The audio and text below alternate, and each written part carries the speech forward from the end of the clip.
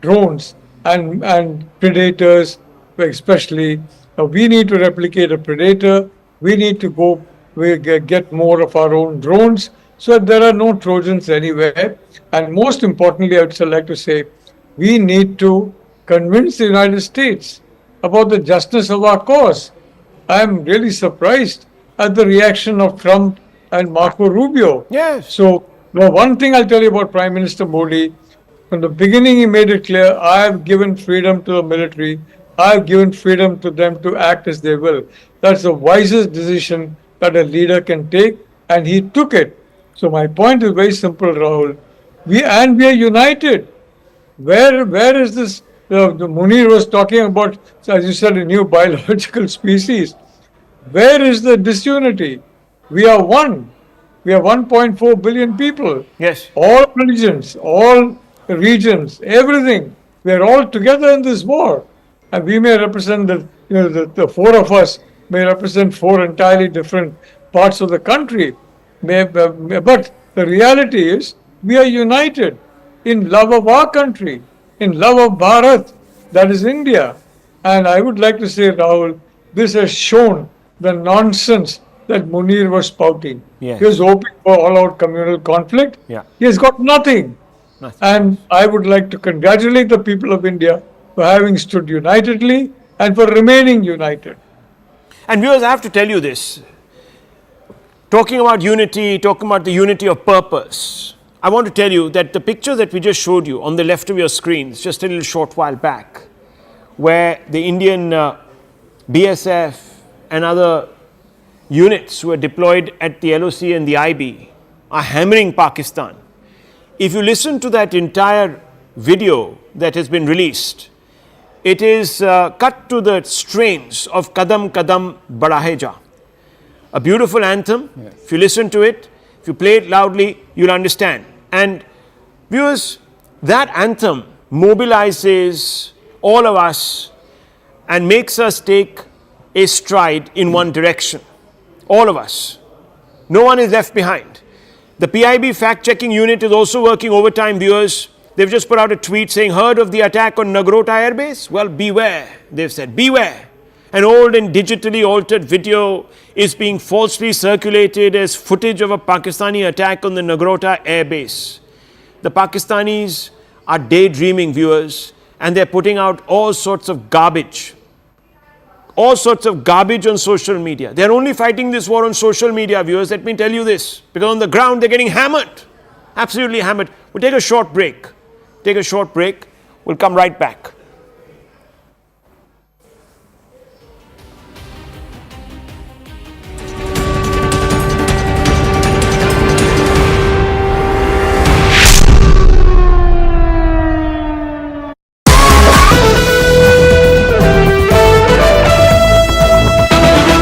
An escalation. I mean, Pakistan is willing to risk attacking your capital. Fortunately, we were able to disable it to make sure before it hit Delhi. But what if it had hit Delhi? And how do you know it's an armed conventional or is it a nuclear armed missile?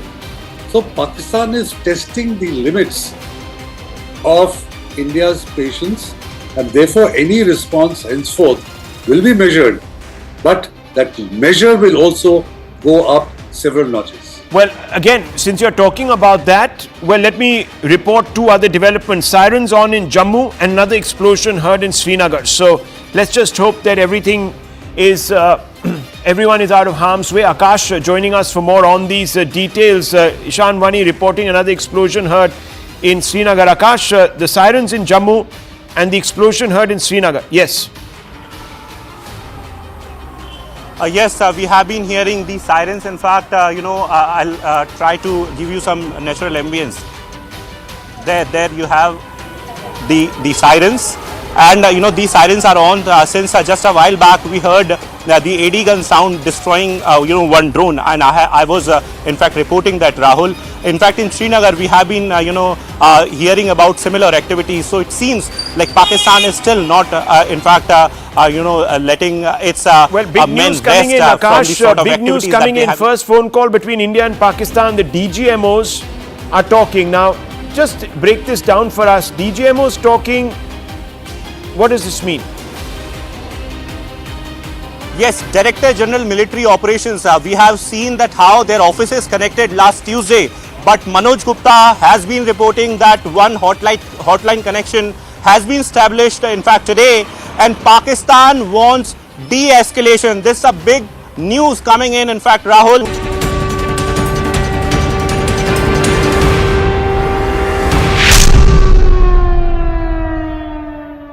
Pakistan ने drone attack के बाद में अब missile हमले शुरू कर दिए, वो भी रिहायशी इलाकों के अंदर। जैसलमेर के मांगलियों की ढाणी गांव के अंदर है और यहाँ पर आप तस्वीर देखिए कि मिसाइल का टुकड़ा ये नजर आ रहा है। मिसाइल ये देखिए कि यहाँ पर किस तरीके से ये मिसाइल यहाँ पर मारी गई है और बिल्कुल रिहायशी इलाका देखिए कि ये देखिए काफ़ी वजनी है, उठाना मुश्किल है। ये पूरा आप देखिए कि पीछे से ये पूरी सब कुछ लगा हुआ है। ये मिसाइल का बड़ा टुकड़ा जो यहाँ पर घिरा है, ऐसे कई सारे पीस गिरे हुए अलग अलग जगह पर। आप तस्वीरों में देखेंगे कि यहाँ पर ये गांव, ये देखिए यहाँ पर ये मिसाइल के अलग अलग भारी टुकड़े ये गिरे हुए। ये घर देखिए, बिल्कुल घर यहाँ पर घर के आंगन के पार खरीदा और इससे आप देखिए कि बड़ा हादसा हो सकता है। घर में किसी को नुकसान तो नहीं लगी? नुकसान नहीं हुआ। ये आपके यहाँ गिरा, अगर थोड़ा सा पीछे गिरता तो नुकसान होता। घर के अंदर भी गिरा है, घर के अंदर मलबा पड़ा है अभी अंदर। किसी की लगी, किसी के चोट नहीं आई। कम से कम 5 किलोमीटर तक ये टुकड़े गए। 5 किलोमीटर रेंज में ये गए। तेज धमाका हुआ, तेज फुल 3 धमाके भी।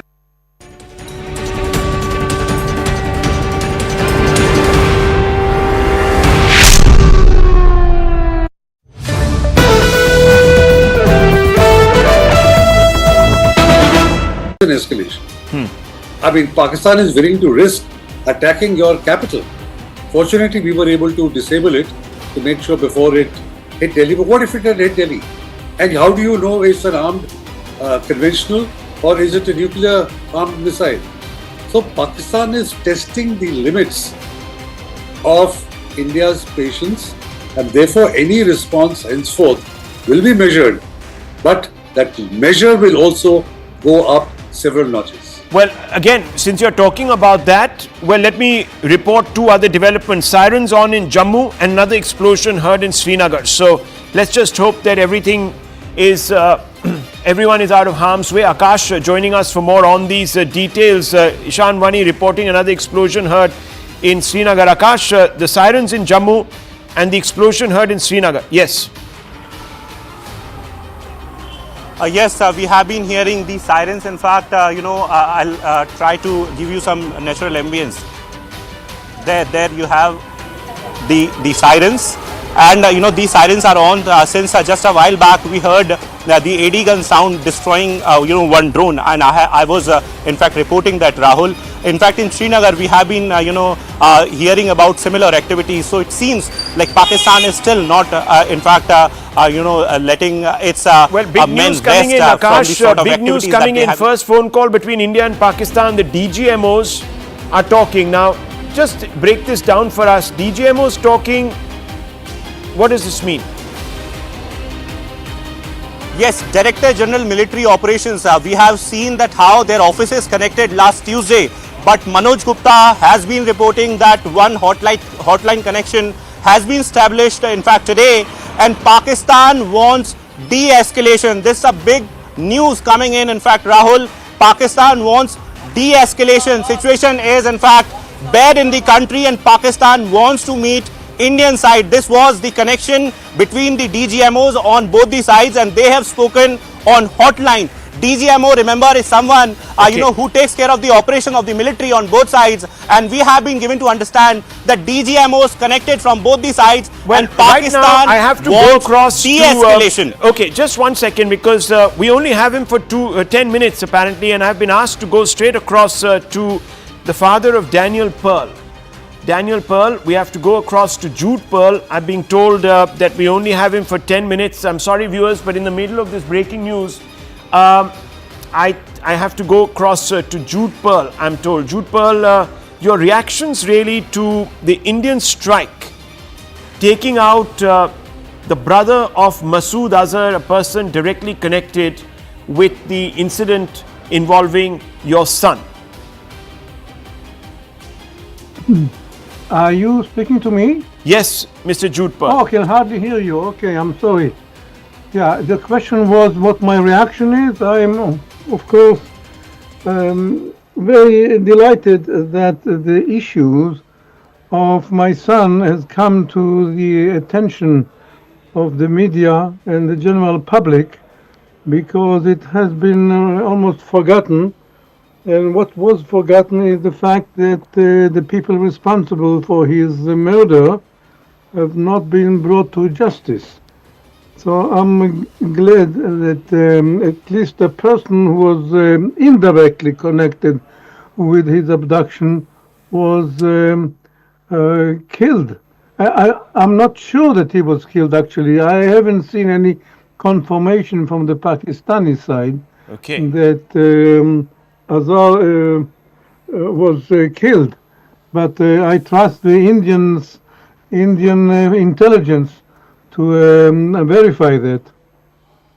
Okay. Well, thank you very much, Jodhpur, for speaking with us. Thank you very much. We'll just come back to you in just a short while. There has been a huge development here in India, viewers. Let's go back to that big story. I want to go straight.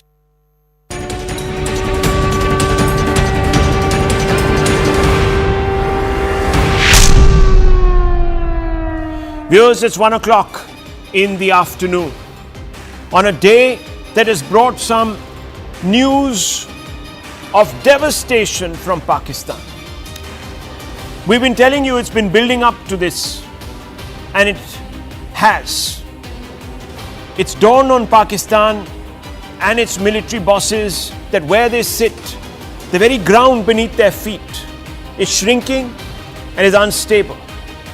And worse, it's within reach of the Indian Armed Forces. Look at the pictures, viewers. Narawal, Rawalpindi, Noor Khan Air Base, not just one air base, viewers.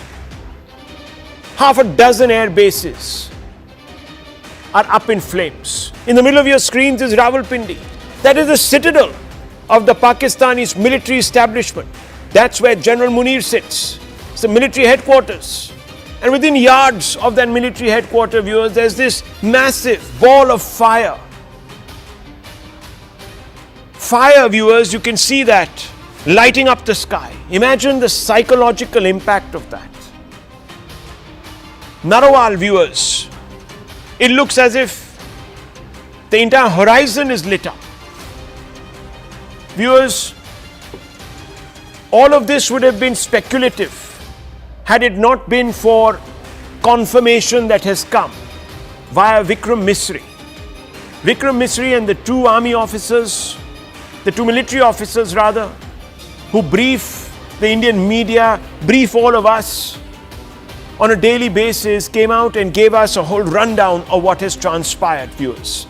So Pakistan provoked as it always does. It provoked across 26 locations. It tried to call our bluff. 26 locations from Srinagar all the way down to Nalia. And it thought that India would do nothing, viewers, because you see, they think that India sits on the moral high ground, wants to look like goody two-shoes. But viewers, not quite so. Not quite so, because India has retaliated. It has retaliated in a manner that Pakistan is not going to forget. Pakistan troops are moving to the forward areas. They're shaken. They don't know next if India is going to cross the LOC. And we are expecting some more drama from them. But they're also moving, viewers, because they're getting strung out and eviscerated, debilitated at the front line. We've got visuals of Indian troops shelling Pakistan forward positions, Pakistan posts on the LOC. I've told you air bases have been struck. All Indian air bases, however, that they sought to target in the wee hours, pre-dawn hours, are safe. And how do we know this? Because pictures have been put out, viewers, time-stamped pictures showing our air bases absolutely unscathed. Viewers, there has been a massive propaganda campaign launched by the Pakistani forces and the cyber divisions. What have they been saying? They've been saying that the Sirsa air base in India has been targeted. That's the biggest lie, viewers. Pictures were shown at the press conference, time-stamped from today, 10:48, to show that everything there is working normally. Then they said that Suratgarh air base was flattened out. Viewers, the Suratgarh air base is looking $1 million. It's looking $1 million, again unscathed. S-400 base in Adampur has been flattened. That's what they said, viewers. That's also been denied.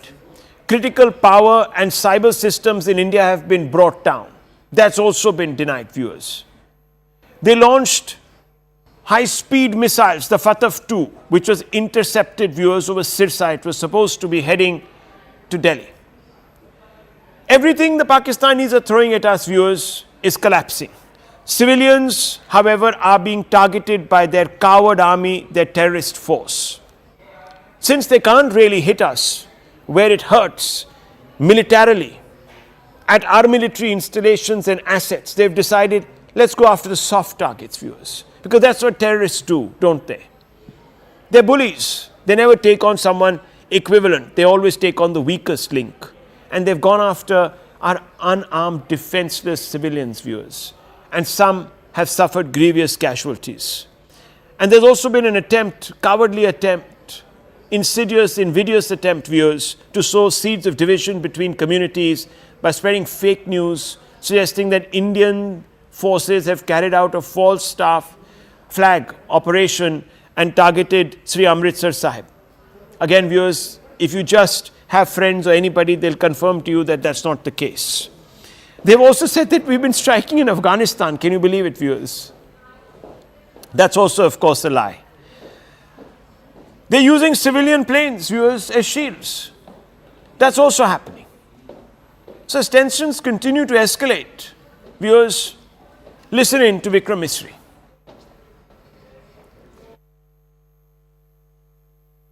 Pakistani actions that have constituted provocation and escalation.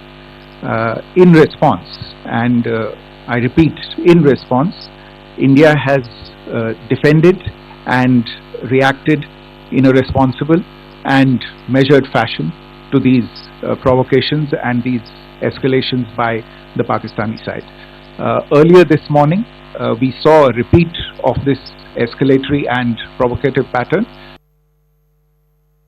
Pakistani claims about activities that they have undertaken continue to be heavy on lies, misinformation and propaganda. And on top of that, this is peddled by Pakistani state agencies. The claims that they have made about attacking and destroying various places, various military installations and facilities, as has been pointed out by my colleagues here this morning, are completely false. The claim about the Air Force station in Sirsa being destroyed, completely false, as you've seen. The claim about the Air Force station in Suratgarh being destroyed, completely false again, as you have seen. There's a claim that has been made that the S-400 base at Adampur was destroyed, completely false once again. Claims have been made about large sections of Indian critical infrastructure, power systems, cyber systems, etc. being attacked and destroyed, completely false. I would urge all of you and all those who watch this not to be misled by this tissue of lies that is being peddled by the Pakistani state for obvious purposes. Viewers, let's go straight across now to Arun Dhata, who's joining us with more information. It's been a very, very busy day. It's been a fast-paced day, viewers. Lots of developments. The Tri-Services chiefs are at 7 LKM meeting the Prime Minister. Earlier, the Prime Minister had a 1-hour, 20-minute meeting with the NSA. So a lot happening. Defence Minister also at the Prime Minister's home. CDS also present. Let's go straight across to our reporter there to get a sense of what really is transpiring. Remember, viewers, yesterday at around 6:30 or 7 in the evening, we again had one of those big meetings where first it was the naval chief and then he was joined by the two other chiefs of the two other military wings. Then you had the CDS, then you had the NSA. All of them met. You had the RM joining in, the Raksha Mantri, that is. And that meeting also was at 7LK. And everybody said that there was something big that was going to happen, and look what transpired. So here is another brainstorming session. Let's go across to Arun Dhata for more on this. Arun, what can you tell us? It's a big development. Well, that's right, Rahul, Tri-Services Chief and CDS Anil Chauhan and just now Defence Minister Rajnath Singh have arrived here at Prime Minister Modi's residence, and this is very significant. In the morning we saw NSA Ajit Doval coming here and in fact sitting with Prime Minister Modi for almost 1 hour 30 minutes, and now we are seeing Tri-Services Chief and Rajnath Singh. This is also of course about the retaliatory action that India could take. We are seeing since morning that how India is responding to the Pakistan's violations at different places. We saw before this, Rahul, that Rajnath Singh had a long meeting with CDS at his residence, and on the other hand you had three services chief sitting in the south block, in fact also monitoring situation from the war room. Now all of them are here at Prime Minister Modi's residence, and remember yesterday when they were here for 5 hours, long meeting happened. In fact, we are also given to understand that External Affairs Minister S. Jaishankar could be coming here. So India is of course planning action on a larger scale because they are anticipating that Pakistan is continuously violating through the ballistic missiles and other drone activities which they are doing. So there needs to be a proper planning to really counter them and then hit them hard. So this meeting is very, very significant, Rahul. We are present outside Prime Minister Modi's residence at this point. As we speak, the meeting has commenced inside the residence. Okay. Well, you know, viewers, it's all really about figuring out how much to put pressure on Pakistan so that deterrence is established. That's what really it's about. And I want to go straight across to Shivani Gupta because Shivani, we know since the morning, details have come out, Shivani, that tell us just exactly what India has been up to. Is that going to be enough to establish deterrence? We don't know. That's all a decision that is being taken at 7LK. Absolutely. But let me just break down some of the top visuals from through the night, which will detail the most important developments. So India has launched retaliatory strikes at major Pakistani air bases, including the Noor Khan Air Base in Rawalpindi, Murid Air Base in Chakwal and Rafiki Air Base in Shorkot. These are some of the visuals that we have picked up of the damage that has been caused. This is of course some of the blasts that have been captured in Rawalpindi, and of course this is the Noor Khan Air Base where a massive blast has been picked up also in Narowal. India has hit Pakistani posts in Sialkot and Narowal as well, and visuals have been accessed by CNN News 18. India has also launched an attack on Sargodha Air Base in Pak's Punjab province. Let's take a look at India's action at the Sargodha Air Base. Behind me are visuals from that air base. As you can see, these are people who have been taken aback as far as India's strikes are concerned. India's action in retaliation. This is the Sargodha Air Base from where we have captured the blasts that have been caused by the Indian retaliatory strikes. India's drone impact on Lahore Sheikhpura district has also been captured, and these are those visuals. This is in Lahore, one of the biggest cities in Pakistan, Sheikhpura district. You can see remnants of what seems to be the Indian strike, and you can see Pakistani men surrounding them and looking at them. A lot of damage has been caused. India is not saying it or detailing it, but we have visuals to show that several Pakistani cities have been hit back in India's retaliatory strikes.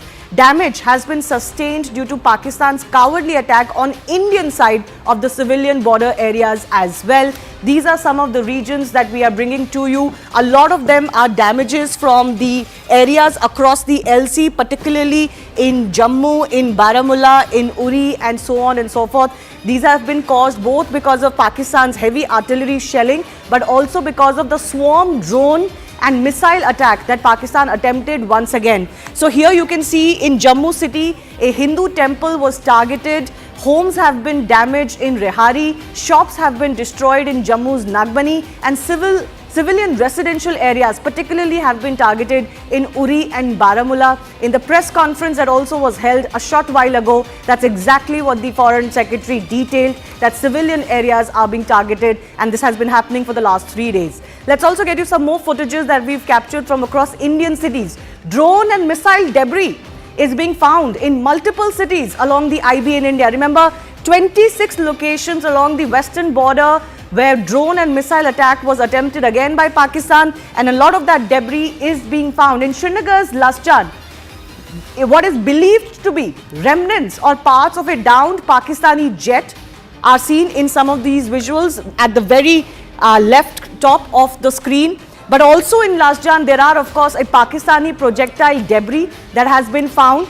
In Jaisalmer, a bomb-like object has been found. Parts of drones found in Amritsar and Uddapur. Also, there is footage here, there on the bottom left is the footage of India's action against launch pads from where a lot of these drones were being fired. This is how India has acted. This is footage released by the Indian government. This is where drones were being fired by the Pakistani side near Jammu, and in retaliation the Indian government has taken on those posts and have destroyed those posts. But the biggest news of the night was Pakistan launching long-range ballistic missiles Fateh-2 at India. It is believed that it was meant for the national capital, Delhi. This, of course, was intercepted and was destroyed somewhere around in Haryana. In Sirsa, loud blasts were seen and heard. These are some of the visuals we picked up from across the border of what they're doing. But of course, missiles have been downed in India. There are visuals from Haryana in Sirsa where an extremely loud blast was heard as citizens watched themselves how the ballistic missile was brought down. Let me also show you a comparison of how Pakistan's attempts were thwarted at home and how India launched a counter-offensive in Pakistan. So these are the places which India has attacked. I have listed some of them: the Noor Khan Air Base in Rawalpindi, the Murid Air Base in Chakwal, Narowal, Sheikhpura in Lahore. There is the Rafiki Air Base, Sukur Airport in Sindh. But all across the western border, actually it goes right up till Gujarat, Bhuj, where once again in 26 locations, Pakistan has tried to swarm the Indian air defense system with drones and also with missiles this time around. This attack is markedly different from what happened last night because this is much more serious. A missile, ballistic missile, was aimed at the heart of the national capital. But none of these attempts from Pakistan have succeeded. Very minimal damage on the Indian side. Actually, the more problematic area continues to be the LOC, where there is indeed civilian areas that are getting pummeled by Pakistani artillery shelling, and there has been some loss of civilian lives. But across the rest of the country, along the international border, when it comes to, let's say, down from Jammu, there's Jalandhar, Amritsar, Firozpur, Sirsa, Suratgarh, Jaisalmer, Barmer, no real damage that has come to light. Well, thanks indeed there, Shivani. That's big news, of course, coming in also. Pakistan's foreign minister says his country would consider de-escalation if India does not carry out further attacks. Viewers, I told you they're shaken up. They don't know what's hit them. We've just had Shivani show you exactly how we've been punishing. Unimaginable punishment is what the Prime Minister had said, if you remember, viewers.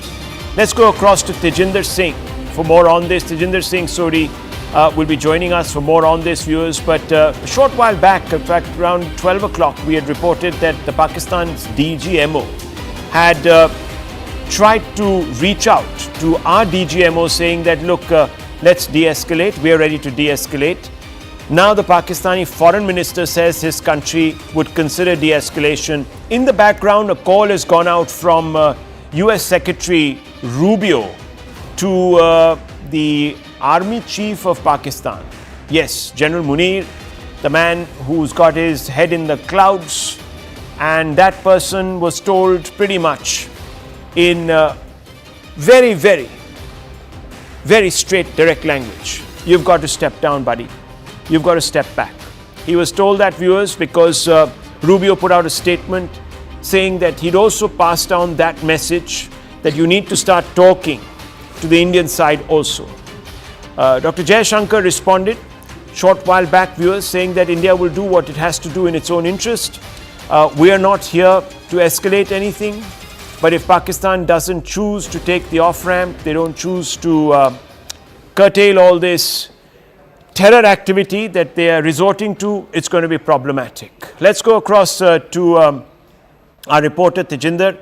Tejinder, it appears now, okay, we don't have Tejinder, but I also being told, viewers, that at that meeting where the Prime Minister is meeting the 3 service chiefs, as also, of course, the RM, we're being told that NSA Doval is also now part of that. So the CDS, NSA Doval, and I want to show you pictures from last night, viewers, of all of them with the Prime Minister. And if you remember, I tweeted that set of pictures, and I had told you that those pictures showed the Prime Minister once again decisively setting down the guidelines, the parameters, and how the others were reading out to him the options, the playlist really, of what can be done. And if we can pick out those pictures from about 8:40 in the evening from yesterday, it would be great, because it's the same set of people, viewers, sitting with the Prime Minister this afternoon at 1 o'clock. So are we expecting more? Remember, Vikram Misri had said, viewers, right after that press conference, he'd said it off record, off camera, that is, that we're going to have to come back at about 4:35 with a more detailed briefing, because a lot has transpired. Still, a huge number of active operations are on. So are we punishing Pakistan even as we speak? A video has been released by the ADGPI, viewers. That's the video to the left of your screen. It's been shot, or it's been filmed or put together, edited to the soundtrack of Kadam Kadam Badhaye Ja, which is a patriotic song, viewers, urging the military, urging the nation, urging each one of us to be in lockstep and move firmly towards the direction of our goal, which is, of course, to restore a certain degree of deterrence on Pakistan. General Kohli, are we getting to the point where we are beginning to restore deterrence in Pakistani minds, or do you believe we still need to do a lot more? No, Rahul, I certainly feel we need to do more. This is only the beginning. And like you said, rightly, number of off-ramps were given to them. They didn't take it. And now they are realizing their capacity, or they're running out of it. So they are contacting us. Yes. But on ground, I feel we should go full hog. Until unless some deterrent punishment is given to them, we should not sort of roll back anything. These talks have got no meaning. They have done number of talks in the past also, which they will not follow. They will not. So you don't think even now they have been? And General Prasad is here with us. General Prasad, do you believe that the Pakistani military now has got the message, or are they still sort of in doubt, and therefore perhaps will repeat a misadventure 6 months down the line, or have they realized ki, you know, to use a Punjabi phrase which perhaps only they understand, ki bhai shamat aa gayi hai, you know, we're done for? No, Rahul, even though they may understand, they will never admit it. That's the problem with Pakistan Army. Look, let's examine the whole thing very step by step. Yeah, please. If you allow me to do that. Of course, sir, please. Firstly, we must understand what is the task assigned. What is the task before the government of India, before the all agencies of government of India. And that task has to be accomplished. You will ask me tomorrow, where does this war ultimately go? Where does this finish? Everybody wants to know that. And it will finish only when the task is finished. What is the task? The task is to eliminate all terrorist leaders, and those architects who design this terrorism, which is the ISI and the army chief in the current situation. So the task will only be considered as accomplished by our Prime Minister, by our government, by the people of this nation when it is done. Okay. To do this, multi-directional approaches are going on. The military, the finance ministry, the foreign ministry, the economic ministry, the irrigation ministry, all of that is going on. The simple fact is this: we are in a position to, and continue to say that, as the Prime Minister said 3 years ago, this is not an era of war. We do not want to go to war. We have gone to war, if you call it war, to terrorism. We have to remove terrorism. Now, in the process, if the Pakistan Army thinks that they can derail us in achieving our objective, they're sadly mistaken. We started by destroying their 9 or 12, whatever those camps were in the first night. Then they retaliated, we retaliated, and all of that is going on for the last 3 nights. The simple fact is this: we are not escalating, they are escalating. They want to first start with the drones, we drop the drones. They started with missiles, we dropped the missiles. They attacked some of our airfields, those are all defeated. They fired some armed drones, they were defeated.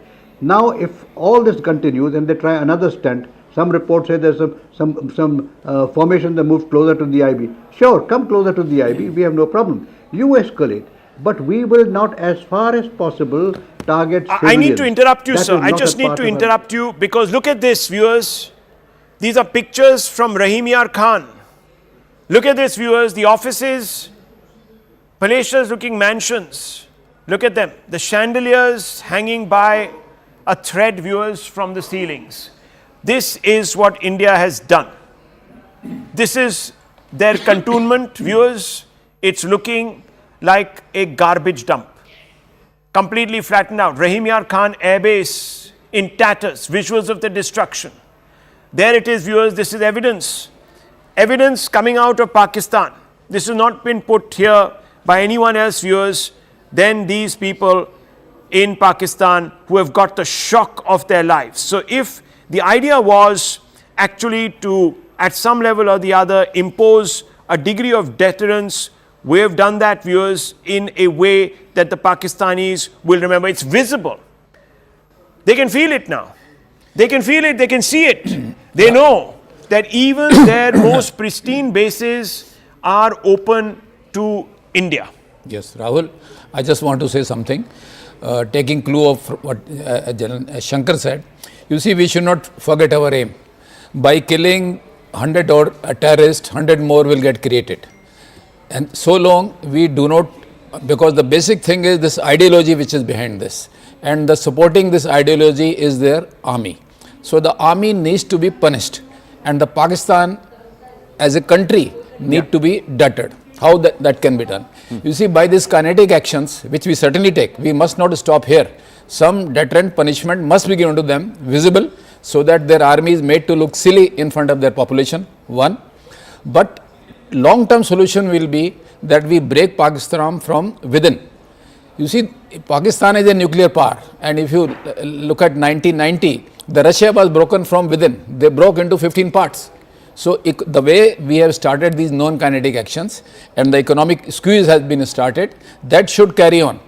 The BLA is doing its job, TTP in Khyber Pakhtunkhwa will do its job, and also Indus water, the problem which has been created for them, that will also... So one second, this Rahim Yar Khan airport, just tell me a little bit about this military installation. Yeah. And I also want to bring in General Prasad on this. General Prasad, these pictures that have come, give me a quick sense of Rahim Yar Khan, its strategic importance, and I'll come out to you, sir. General. Yeah. Yes, of course it is. First of all, first point, who's sending these pictures to you? Somebody from Rahim Yar Khan, isn't it? Yes. Your journalist has not gone there to take these pictures. No. Obviously, they are fed up. Okay, now your second question about the importance of Rahim Yar Khan. Rahim Yar Khan is a very important base, a military base in the desert. If you look at the map, as it so happened, I used to command the division opposite this, perhaps you will recall, and this is an important target for us. Where exactly is this, We sir? will be able to destroy. Look at the map. If you look at Jaisalmer and you look towards the west, just about 2 degrees north of that, So you it's will in find Sindh. Rahim Yar Khan. Yes. Rahim Yar. Yes. Yeah. If you've got a map, I wish I could show you on a map. It is very much within the target range of our forces. And let me tell you, Rahim Yar Khan can be reduced by us, not only by air but by all other means as well, which we will not use unless required to use. As I said continuously, every military action that the armed forces of India will take will be focused towards achievement of the objective and the task. We will not do anything beyond that task.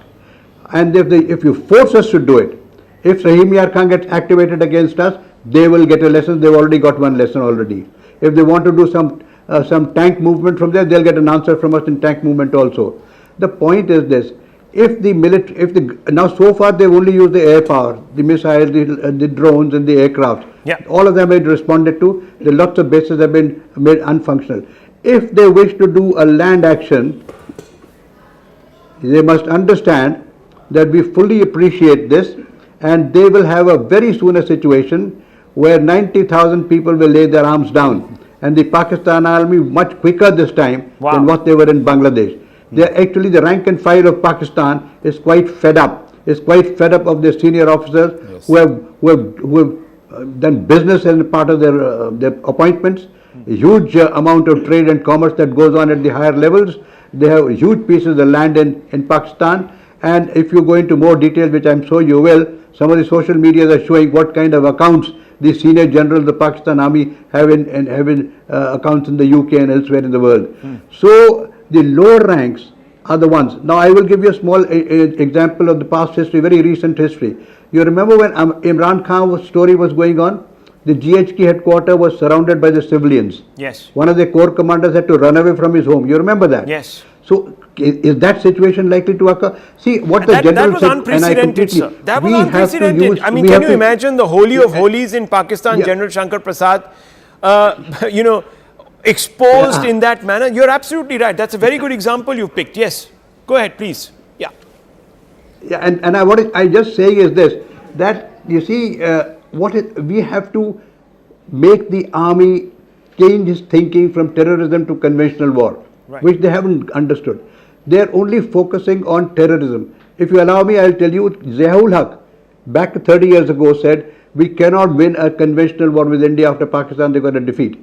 He said the only way to tame India is to give terrorism and 1,000 cuts, whatever that saying he said. And he said all officers need not be educated. Many officers can come through the madrasa teaching. The present army chief is from madrasa teaching. You know that very well. 56 years ago, and therefore, the situation today is such that the Pakistan army is not focused towards training for conventional military operations. They have two different governments in the country. One is the politically so-called elected government, which is in non-functional, and we have military government, which is functional. So unless we can get this military thinking to be changed by the people of Pakistan, so it will be a great task for the entire world, Rahul, if we can change the psyche of Pakistani people, for which the Pakistani people themselves have to stand up. Yes. They are intellectuals there. There are examples of just given Imran Khan. So people have to stand up to say this army needs to change its thinking from... Maybe we need to punish a little bit more for that tipping point. You have a different view, General. You believe that, General Kohli, that you believe that we shouldn't wind out right now. No, certainly I feel that. Yes. The deterrent punishment has to be given to them, which hasn't been given so far. Yeah. And also at the same time, one more point I want to wish, he has brought out a number of things in this. You see, internationally things we've been managing. We need to get USA on our side. USA today needs us. We are part of Quad. They want to have FTA with us and so on. But this thing which has happened yesterday, I just have the thing which happened yesterday in IMF, that they've been given this money. Yeah. You see, I have a gut feeling, without this thing, that this guy, Trump, is very good in making deals. Huh? He is very good in making deals. Yes. You don't know. He might have given them this money and told them, okay, you de-escalate. Oh. This is only my gut feeling. This may be wrong. I have no idea. Well, but look, I can only tell you one thing, sir. That after that money was given to these rascals across the border, they start, especially that deranged general, something changed. They got extremely emboldened and they did what they did. Absolutely. I'm sorry. Yeah. Fruity language, but I'm sorry when our people, our civilians, viewers, on the border areas are being targeted, defenseless. And Vice Admiral Sinha is here with us.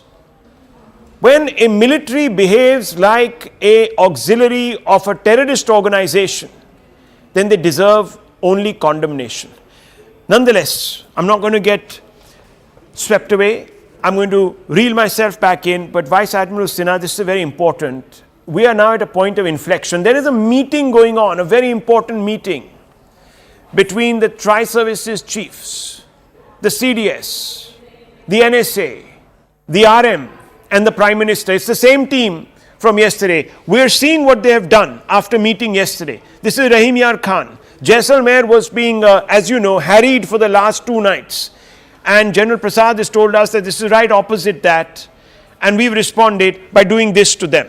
There is nothing parallel. There is no parallel. They've tried everything to do, to strike us, to hit us. We've blocked it all. They're at their wits' end. Pakistan is on the ropes. The meeting, I'm sure, is now about, are we done with establishing deterrence, or do we need to do more? If you were in that room, what would you be telling the Prime Minister, sir? Well, thank you, Rahul, for having me on your program. I'm glad to see General Prasad and General Kohli here. You know, Rahul, I have a view that Lashkar-e-Taiba and Jaish-e-Mohammed are only hired people who do the job. The actual terrorist organization is the Pak Army ISI combined. They are the terrorist organization, and we have to do something very heavy. And that's precisely what is happening. The punishment is going on left, right, and center. You have shown a lot of photographs. You have also said that Pakistan has reached out to India saying that we should de-escalate. Yes, the money was given from the IMF. They became very bold. They did what they did, but thereafter they got a call from Marco Rubio, and he has spoken to the Prime Minister, and he has told them very clearly that look, you de-escalate immediately. And what you're seeing now, there are 2 reasons. One is possibly, maybe General Kohli is right, that maybe that Trump has said, okay, we're getting this money, but you stop, de-escalate completely. In the meantime, India has pulverized. You see what has happened in Chaklala. You see the Rahim Yar Khan and one more airfield, all in and around Rawalpindi. You're showing this photograph. Just look at this. Look at the fireworks which is going on. Looks like Diwali. So this is a very bad time for Pakistan. Now, second point that I want to make here, the Navy is pretty close on the Makran coast, and they have issued a Navy area warning that no merchant ship should come within so-and-so area because there's a live firing practice going on. And most of the merchant ships have been diverted. They're not entering Karachi for the fear of, getting hit by the practice missile firing. So I think that, time has come, and I quite agree with General Kohli that we should not leave it at that place. My advice will be, okay, if they are asking you to de-escalate, make sure that you destroy their complete terror outfit and possibly the GHQ, because that is where all the dirty minds exist. And I fully agree that Pakistan is imploding from inside. We should help this to implode little faster. You can have Balochistan. I believe that they have said that we are independent. They're asking Indian government that please let the government recognize Balochistan government in exile. Yes. They've gone to the UN asking for a membership. And we should. And similarly, I mean, if we could recognize that moth-eaten Palestine, I'm sure we can do that with Balochistan, which we have more in common with. So, without crossing the line of control... Okay, sir, I need to interrupt you because more details, big news. Details of terrorists killed in Indian strikes on 7th May in Pakistan. Mudassar Khadian, Khas, alias Abu Jundal, affiliation Lashkar-e-Toiba. Big name, viewers. In charge of Markaz Taiba Mudrike, received a guard of honor at his funeral by the Pakistani army. Hafiz Muhammad Jamil, affiliation Jaish-e-Mohammed, eldest brother-in-law of Maulana Masood Azhar, in charge of Markaz Subhanallah, Bahawalpur, actively involved in radical indoctrination of youth and fundraising for JEM, Jaish-e-Mohammed that is, Muhammad Yusuf Azhar, Ustadji as he was called, alias Muhammad Salim, alias Ghosi Sahab, affiliation Jaish-e-Mohammed, brother-in-law of Maulana Masood Azhar. Masood Azhar, viewers, his family picked out, chun ke, one by one, handled weapons training for JEM, involved in multiple terrorist attacks in Jammu and Kashmir, wanted in the IC 814 hijacking case. Khalid, alias Abu Akasha, another big name, sir, another very big name. Lashkar-e-Taiba, involved in multiple terrorist attacks in Jammu and Kashmir, engaged in weapon smuggling from Afghanistan, funeral held in Faisalabad, attended by Pakistani army officials and the Deputy Commissioner of Faisalabad. Can you believe it, viewers? These people, as General Shankar Prasad have said, right now to us, this military establishment, and as Admiral Sinha was telling us, these people are indistinguishable from terrorist views. Muhammad Hassan Khan, number 5 on that list, affiliation Jaish-e-Mohammed, son of Mufti Asghar Khan, Kashmiri operational commander of JEM in Pakistan-occupied Kashmir, played a key role in coordinating terror attacks in Jammu and Kashmir. These are the names. These are the names. Payal, let's go straight across to Payal. Payal getting this information. Big scoop by Payal. Go ahead, Payal. Rahul, for all those people, all those naysayers who had real doubts when Rajnath Singh that said that at least 100 terrorists were killed, including big names, this is the proof from the government for them to really see. This is the proof which is undeniable. So everybody who thought that India was probably bluffing and India just killed some cattle, like the Pakistani DG ISPA tried to put it, that's actually egg on their face. So all these people are people who are known for terrorism, and all the ustads of terrorism have been laid down, to the ground. They've actually been dug deep in the ground, like you were explaining yesterday, 6 feet below the ground for the acts of terrorism they're trying to do, for acts of bleeding the innocents is something which, of course, we say that karma is a big karma is the only reality. We say that in no uncertain terms, and this, of course, this is the lesson that has been taught to the terrorists. And Rajnath Singh said very clearly कि कम से कम 100 लोग मरे हैं और गिनती अभी भी जारी है और गिनती अब पाकिस्तान को सुनाई देगी. They've been completely in denial of this, but how will they be able to deny these names who have been killed?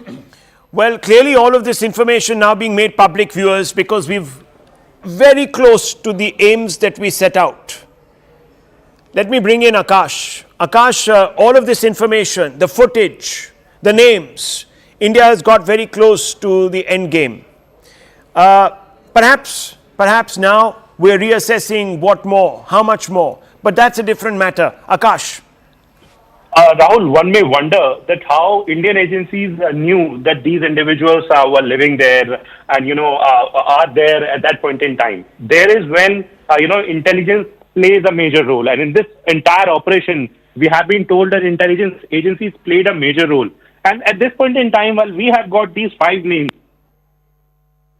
Okay, I think we just lost you there for a few moments, viewers. I'm just going to quickly try and get Payal back. That's the visuals, viewers, on the right of your screens. This is Bahawalpur that was wrecked, completely wrecked from the top, using a group of munitions. Payal, if you're there with me, let's just go over these names. Mudassar Khadian Khas, Mudassar Abu Jundal. Abu Jundal is a name that has come up many times. LET in charge of Markaz Taibe. This is the Mudrike. So he was in charge of the seminary, Payal. Well, absolutely. All these names are undeniable names. All these names are names. Remember on day one, Rahul, when we reported that India done surgical strikes, or beg your pardon, precise strikes on Pakistan, many people thought it was a laughing matter as well. But we knew very well that there was specific intelligence which was available to our forces, special intelligence that was available to all the agencies, and on the basis of that we had attacked as well. And much of that credit, Rahul, in this case, whether you accept it or not, needs to go to this one man called Ajit Doval, who knows many things about Pakistan that most of us probably have not even known, So that's something that is his biggest strength, and that's actually come to the fore as well. And that's the reason multiple times the person who's running to 7 Lokriyan Marg and briefing the Prime Minister, and even on the day of the strike was briefing the Prime Minister, was Mr. Doval himself as well. A lot of intelligence gathering done, and that's not been done overnight. India knew that it was in their destiny to expose Pakistan before the world, and these names are completely undeniable. With what face will Pakistan now show the world and cry foul that they've been targeted?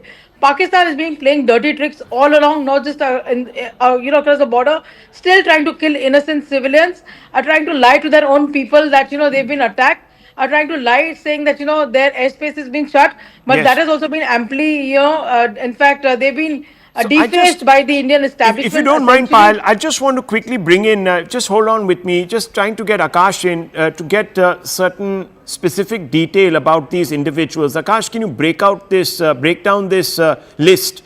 5 of these individuals are now 6 feet under. Yes, and in fact, when it is about the specifics, so, I want to just highlight the third name, that is, Jaish-e-Mohammed terrorist Mohammed Yusuf Azhar. Rahul, he is the brother-in-law of Masood Azhar. He was wanted in IC-814 hijacking case. And, he is someone who has carried out multiple attacks. In fact, he was someone working as a handler there, sitting in Pakistan and, was directing individuals to carry out attacks in Jammu and Kashmir. This is one big victory, in fact, this particular name. Then Khalid, he is Lashkar-e-Toiba terrorist, and in fact, he was also killed in these strikes. This man, was responsible for multiple terrorist attacks in Jammu and Kashmir. We know that how, in 2023, we have seen a number of incidents in Jammu and Kashmir, specifically south of Pir Panjal range. And, at that point in time, we have seen that how our forces have, in fact, have got several casualties and, in fact, have lost their men. But this time around, when we are saying that we have killed these 5 terrorists, it's a big victory for our armed forces, Rahul. Just stay on with me, because who we are seeing now on the left of your screens, viewers, is one of those terrorists. This man is a person who was wanted, in fact, in connection with the IC814. On the left of your screens, viewers. Akash, can you really talk us through a little bit about this individual, Yusuf Azhar? Yes, he was the individual who was in fact responsible for not just several sort of attacks, but in fact, was recruiting individuals here in Pakistan. He was someone, who was in connection with, youth of Jammu and Kashmir, was trying to put out, fake posts via different social media platforms and, provocative posts so that, people can get, can come towards him and can come to, implement his agenda of terrorism in Jammu and Kashmir. Yes. And, he was somewhere successful in it. But before, anything else that could have happened, now after Pahalgam, agencies have neutralized this threat. And in fact, along with him, there were multiple terrorists who were killed in these strikes, these 9 precision strikes, that were carried out by Indian armed forces. We were in fact using loiter munitions. We in fact, went to those particular targets, locked those targets, and we had credible, evidence and in fact intelligence that how, these terrorists are residing in these buildings. And then we hit those targets. We hit and those now targets. We are learning, in fact. Now, I just stay on with me. I want to also bring back Payal. Payal broke this story just a few moments back. Payal, look, let's just focus our attentions. Look what has happened. In the last 11 years, the Prime Minister inherited a fragile 5 economy. He's turned it around, made it a top 5 economy. Payal, when he started out, the UPA was saying we didn't have money to buy arms. Today, we are manufacturing our own arms. I think we have forgotten the journey to this point.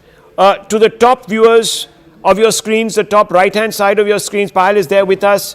To the top right-hand side of your screens, you just saw viewers pictures there. Those are the funeral procession of all these Markazis from the JEM. Now, Payal. So let's give credit where it's due. As you've said, this is Ajit Doval's revenge. Payal, let's bring her on. Payal, this is Ajit Doval's revenge. There is no doubt about this. The Prime Minister has had a vision.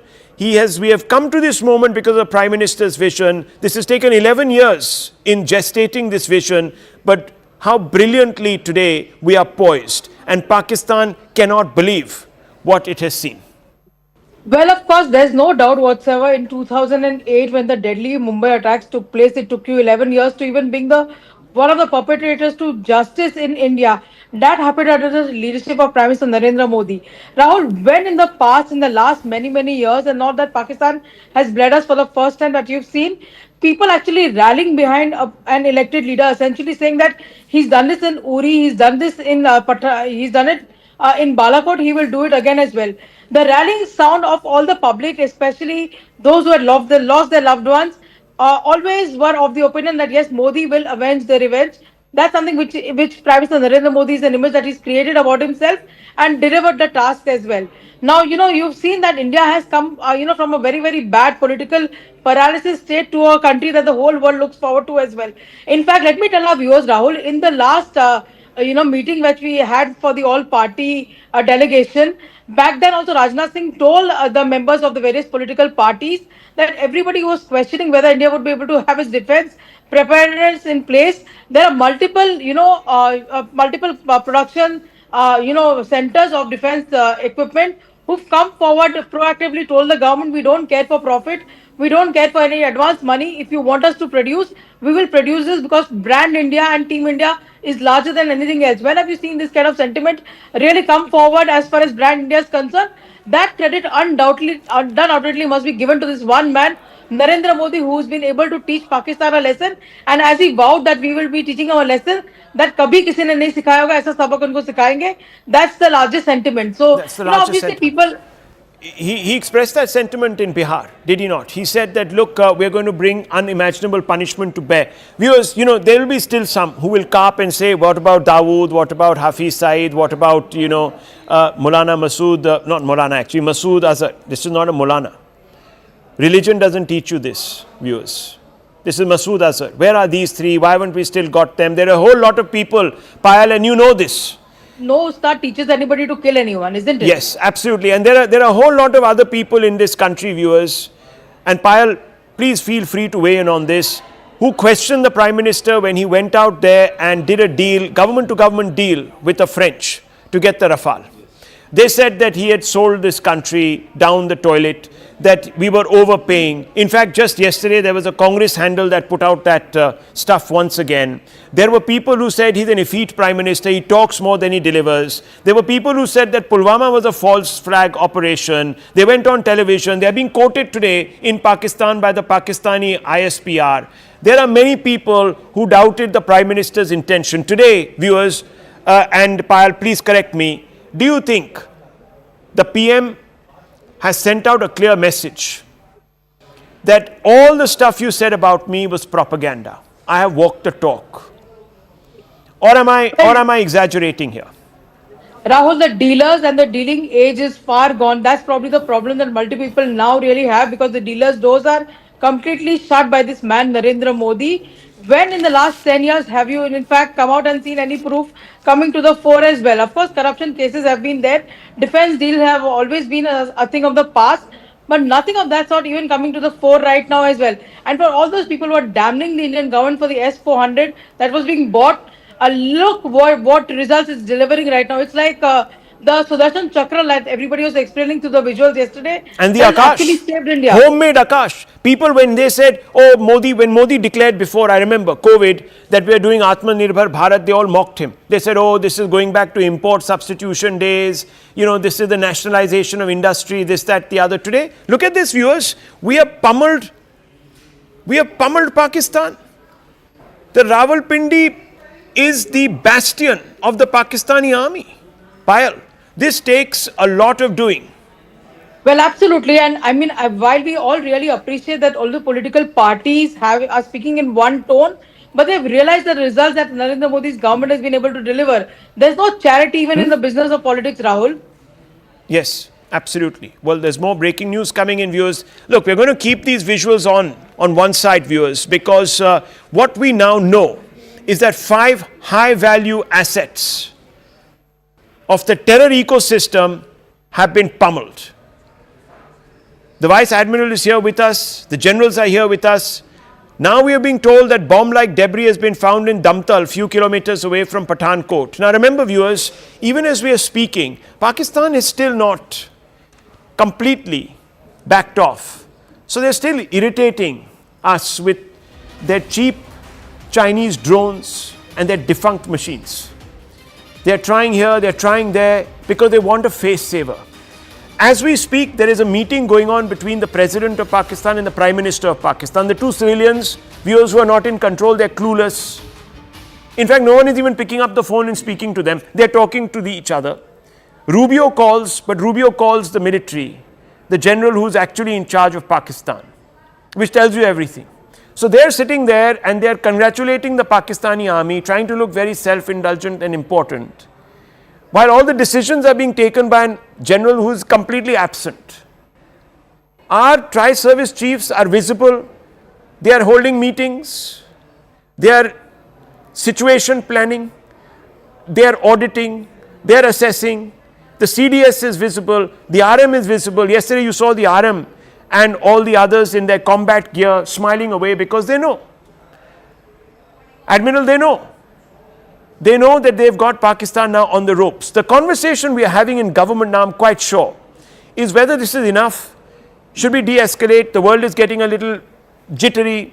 We'll have some pressure. Tomorrow someone will say that let's impose some sanctions. Now, have we done enough, or do we need to do a little bit more? Please, let's get into that conversation. I would say, Rahul, that time has come that before we tell Pakistan, you have lost, show your bloody white flag, we should actually pulverize them further. Okay. And make sure that, it does not, raise his head. But one big terrorist, you forgot, you took all the names, Mullah Munir. I mean, he was speaking like a mullah. He was not like a general in chief of army staff that day. Yes. Certainly mullah. He is giving sermons on Islam. And, all that he said was totally wrong. He talked about, this is the two-nation theory. Islam is Hindu. I mean, it's all flawed. Otherwise, we would not have created Bangladesh. How did Bangladesh got created? That's an Islamic country, so he broke off from them. So that whole thing is quite flawed. And these guys have got some muck in their head which needs to be taken out this time. And Mullah Munir, he must, I'm telling you, shortly, he will get probably replaced by somebody, or he will get eliminated by somebody. In fact, it was his totally personal project. It was not supported by the corps commanders, and it is quite possible that he will be replaced soon. Rahul. Okay, I just also, before General Saab, before I come out to you, I'm going to come out to you in just about 3 minutes. Arunima is joining us very quickly for more updates on the story that has just been filed. Arunima, please go ahead. So, now government has managed to get a hold about who all have been eliminated in the counter-offensive that was carried out after Pahalgam. We have a list of terrorists who have been identified. This list, I can't see the name of Rauf Azhar, and agencies are indicating that he could well be in the military hospital there. But the names that I can confirm to you, Mudassar Khadian Khas alias Abu Jundal, he's one of India's most wanted, responsible for most of the terror attacks that Lashkar-e-Toiba has carried out. It's believed that he was in charge of Markaz-e-Taiba in Muridke. One of the first attacks that was carried out by India after Pahalgam was at Markaz-e-Taiba, Muridke, and there was a guard of honor that was given to him for his funeral. So this is being confirmed. His funeral prayer was held in a government school led by Hafiz Abdul Rauf. You must have seen that picture. It was released by Indian government also. So he is one of those who's confirmed to have been killed. Hafiz Muhammad Jamil from the Jaish-e-Mohammed. He is the elder brother-in-law of Maulana Masood Azhar. Masood Azhar confirmed that he had lost 10 members of his family, all from his terror factory. So Hafiz Muhammad Jalil is the second person on that list. Muhammad Yusuf Azhar, his affiliation too is with the Jaish-e-Mohammed, the second brother-in-law of Masood Azhar. He was a man wanted in the IC 814 hijack case. So he has been eliminated after that strike at Bahawalpur as well. Right. Khalid alias Abu Aqsa from Lashkar-e-Toiba and Muhammad Hassan Khan. These are all top terrorists who have been identified by the intelligence agencies, and they're now telling us, government officials are now telling us that at least these 5 most wanted are no more. They have been killed after the conspiracy that was carried out in Pahalgam. In India's counter-offensive, these 5 have been eliminated. Well, General Prasad and General Kohli are still with us. Viewers, we're going to take a very short break. When we come back, we're going to go back to them because we have to ask some fundamental questions now on the moves ahead. We come back. Stay with us. Don't go away.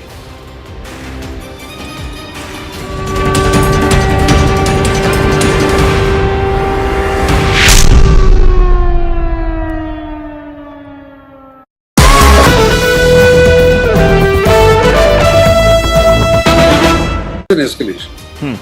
I mean, Pakistan is willing to risk attacking your capital. Fortunately, we were able to disable it to make sure before it hit Delhi. But what if it had hit Delhi? And how do you know it's an armed conventional or is it a nuclear armed missile?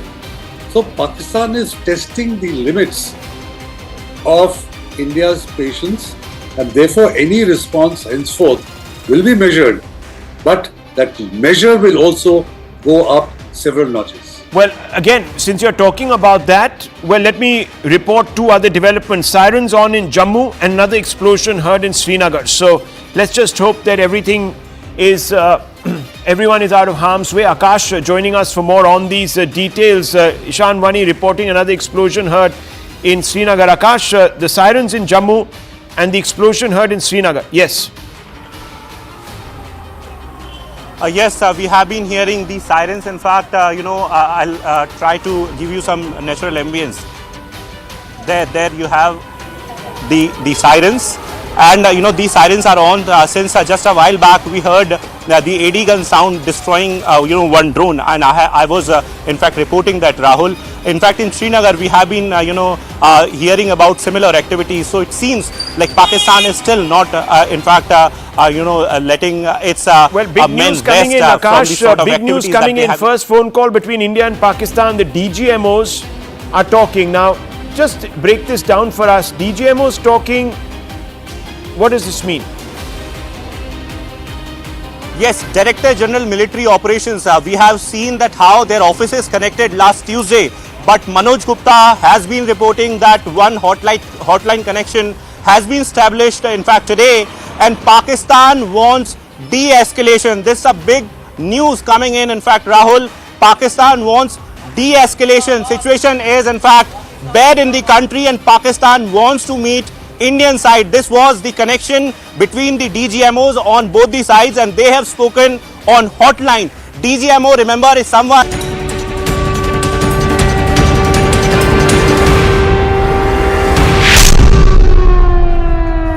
Viewers, what are we seeing on our screens? We are seeing yet again the A-team. Viewers, the A-team of the Indian defense establishment, the think tank, is back again. Yesterday at 8:30 in the evening, these pictures were released of a meeting yesterday. I had said that something big is in the air, and we now know what happened.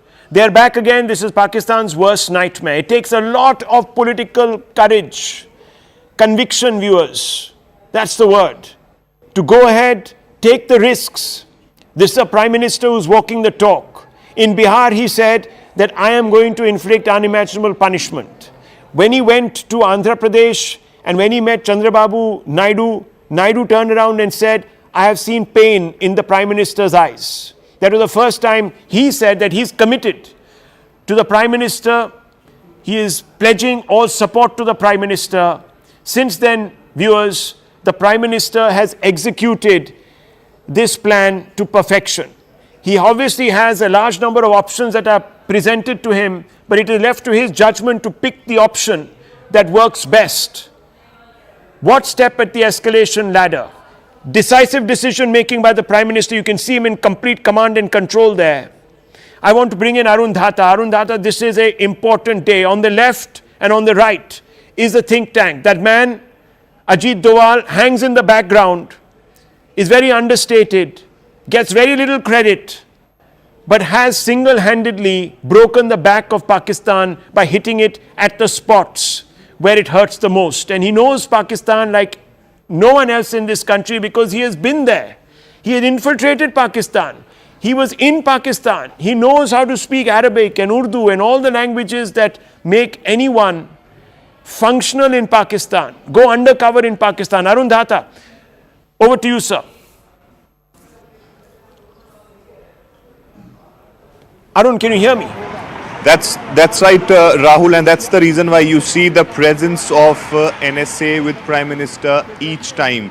Whenever there is an important decision which Prime Minister Modi has to take either in the country or outside, you will find NSA Ajit Doval standing by him. And once again, in last couple of days, we've seen the presence of Ajit Doval here at 7LKM, not only with the other officials, but we have seen that the separate meetings between NSA and Prime Minister Modi. That shows the confidence that he carries of Prime Minister Modi. And in these visuals, we can see that once again, Prime Minister is reviewing the situation with the Tri-Services Chief. You have CDS Anil Chauhan. You also have Defence Minister Rajnath Singh. Now, we know that India is giving measured and brute response to Pakistan. And one important thing for which India is preparing at this point is that, and they've been saying that they have not started the escalation. They are only responding for the escalation of Pakistan, and that response should be in a manner that Pakistan gets that befitting reply. And perhaps that's the reason why you see that things are changing in Pakistan. The way their leaders are speaking, their foreign affairs minister is now in fact talking about the de-escalation. This is because of the measured and the calculated and the hard response that India is giving, and India is ensuring, Rahul, that no civilian casualty happens. And that's the reason why you see when Pakistan violates ceasefire and hit at the civilians, India could do the same thing, but India has been very, very measured. They are not targeting civilian areas, only military establishment or the terror outfit's infrastructure there. That's what India has been maintaining from the very first day. And today, of course, as India is responding to the Pakistan's misadventure, we are seeing Prime Minister Modi is chairing yet another review meeting here. Yesterday, we saw the review meeting happening in the evening, and subsequently we saw the response that India gave, the way India targeted their the military establishment there in different parts, and that is because of Pakistan's retaliation. And once again, when you have these people sitting in a room with Prime Minister Modi, we will of course have multiple things being discussed in this meeting, because of course they will be giving the three tri-services chief were there in the war room in South Block in the morning for 3 hours, and they will of course giving the first hand information to the Prime Minister Modi. Ajit Doval is there, who's coordinating with everyone, CDS, tri-services chief Rajnath Singh, and here you have the entire team,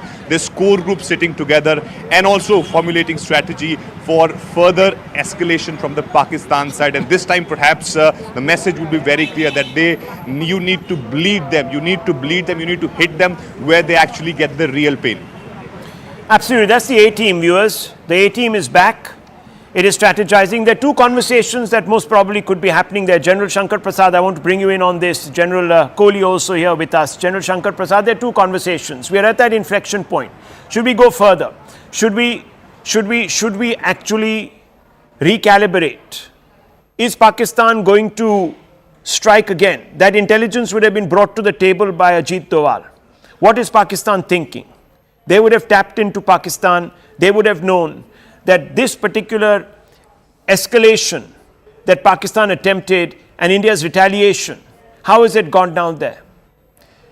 Has the Pakistan military establishment decided to back off? If that is the information that is coming, India will not respond. But if they believe that there is still a way to go, that General Munir still hasn't understood what he needs to understand, and that there are some plans afoot, then how to actually react and respond. Remember, on the sidelines of the meeting in the morning, viewers, the message that was sent out was that India is only going to respond tit for tat. So if you come after our air bases, we are going to come after yours. And may the best person win. Siddhant is there with us. General Kohli is also here with us. Siddhant, over to you. Yes. Siddhant, can you hear me? Okay, we may not have Siddhant there. General Kohli, so this is the conversation. Where should we leave it? Where should we go from here? Should we respond only to what Pakistan does, or should we now perhaps do something which is proactive, preemptive, rather than reactive? What do you think? Rahul, firstly, whatever government has done and whatever we have achieved is absolutely commendable.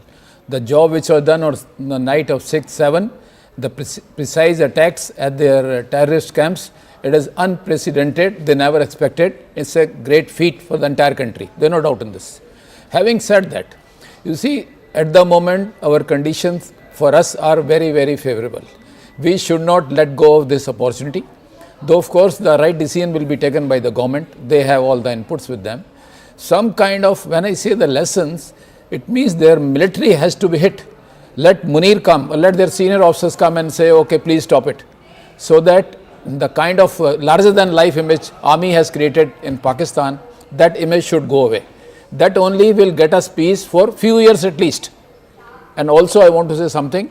We are also being observed by Bangladesh. You see, they are also trying a number of things in northeast. they should know what has happened to Pakistan, who is their elder brother, so that they also behave with us. Otherwise, Yunus and other people have also been making very irresponsible statements. We are also being seen by China. China is also observing what kind of equipment we are using, how reliable their own equipment are. So, at the moment, if I am there, like you say, I need to recommend to the government, I will say we need to go further ahead and more punitive sort of deterrent for these people, so that they learn a lesson. Because, and at the same time, we don't get so much involved that we forget our aim, which is of Viksit Bharat, because our country is absolutely different than the Pakistan. Absolutely. We don't want a hyphenation, viewers. We don't want to go back 10 decades. That's where Pakistan is right now. They go with a begging bowl internationally.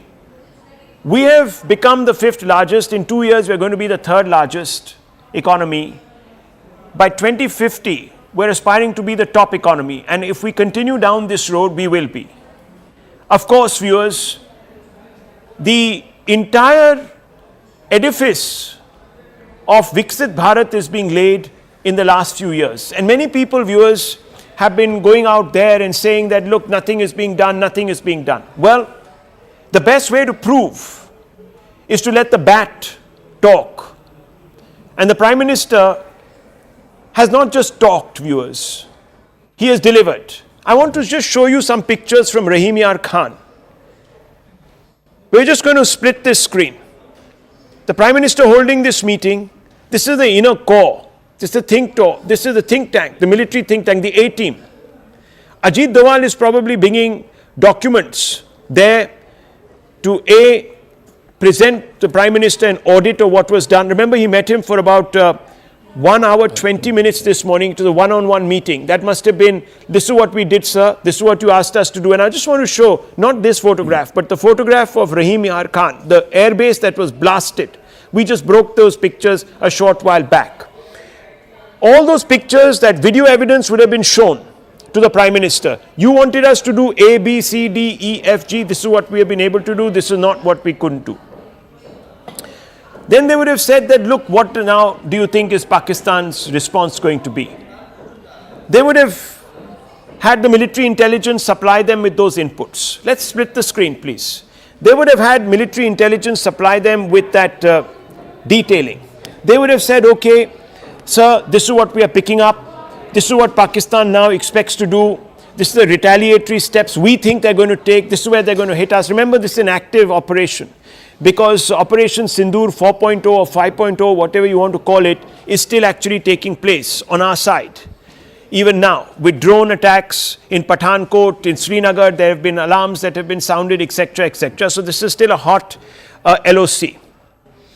Now, viewers, we've already said we are going to respond to you correspondingly, tit for tat. So if you're going to hit us X place, an airbase, we are going to hit you on your airbase.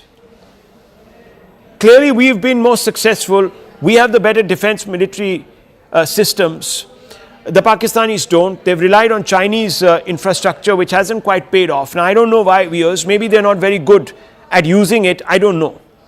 But the world is studying this. In fact, let me tell you that the first day, many people are saying that India has scrambled more than 80 jets. And the other side had also scrambled several jets.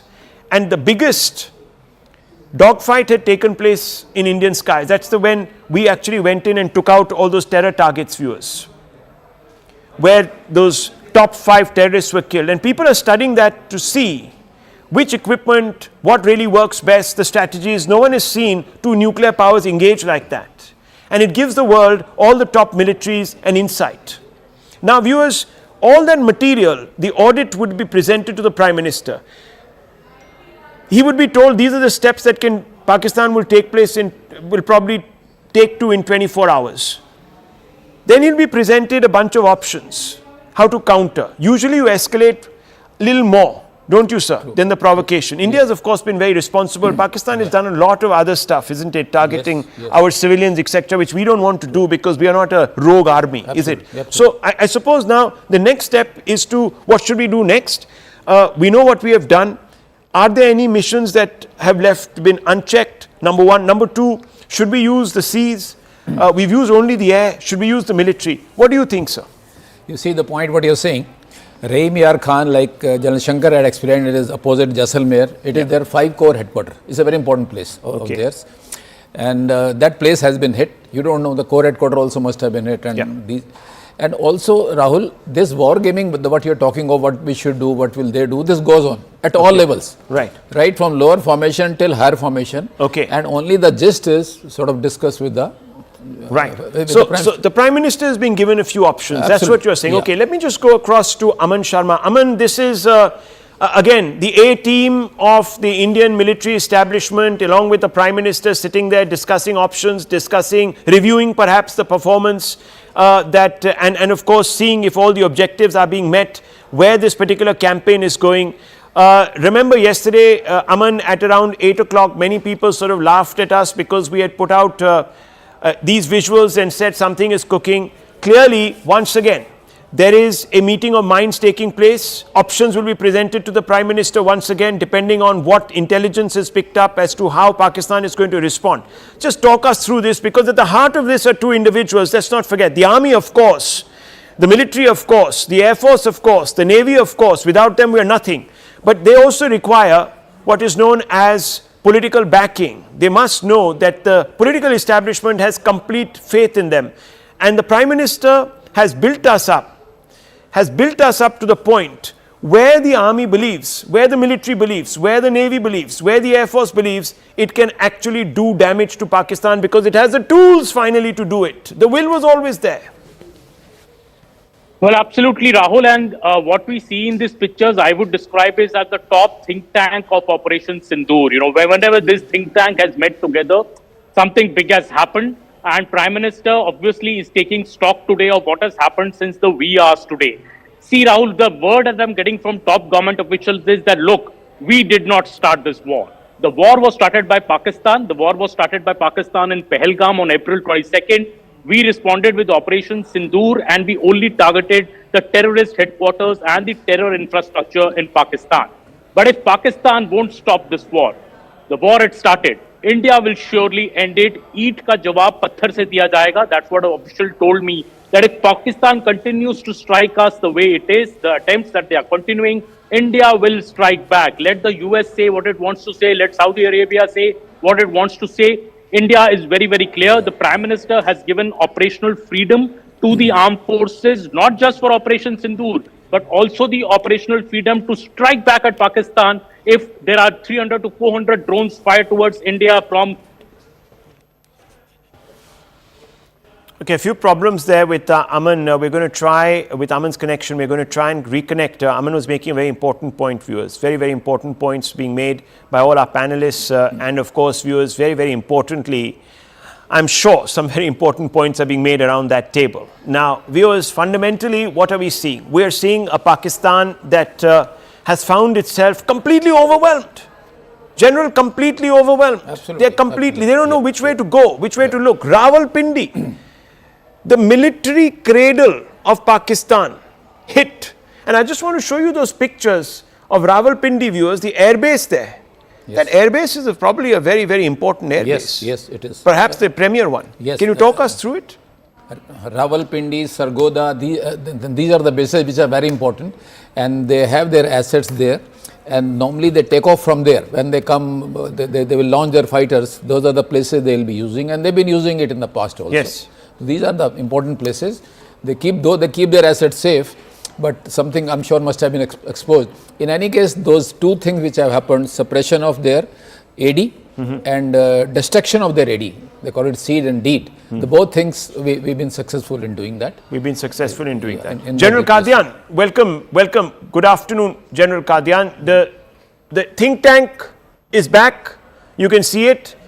The Prime Minister, the CDS, the three chiefs, the RM, Ajit Doval, all in that room. Now, first of all, just give us a quick review of all the military operations that we have conducted, sir. What has been the thinking? What has been the aim? For me, Rahul? Yes, sir. General Qadian, to you, sir. The assessment, your assessment, sir. Pakistani army is contesting legitimacy. They want to remain in Pakistan. That is the only reason. There is no rationale. India had to react to that barbarous terror attack, which was not the first, but the last, nor is it the last. India made it very clear after the attack. Firstly, the timing of the attack was such that there were no civilians outside and there was a minimum danger of collateral damage. The very next morning, India said, we have only attacked the terror infrastructure. Our action is non-escalatory. That means India had done what it wanted to do. After that, the Pakistanis attacked 15 military targets on the first evening, 26 on the next evening, and they're still continuing. Let's look at the larger picture. Two nuclear powers on the brink of war must be stopped. Unfortunately, today the world does not have a big brother like it happened in the past. America, which is the only power which could have wielded influence, has washed its hands off. If you listen to the vice presidents, he says we have nothing to do with it. European Union is frittered. Yes. Russia is too involved in its own affairs. Only country that could have wielded influence in Pakistan but is not doing so is China. Yes.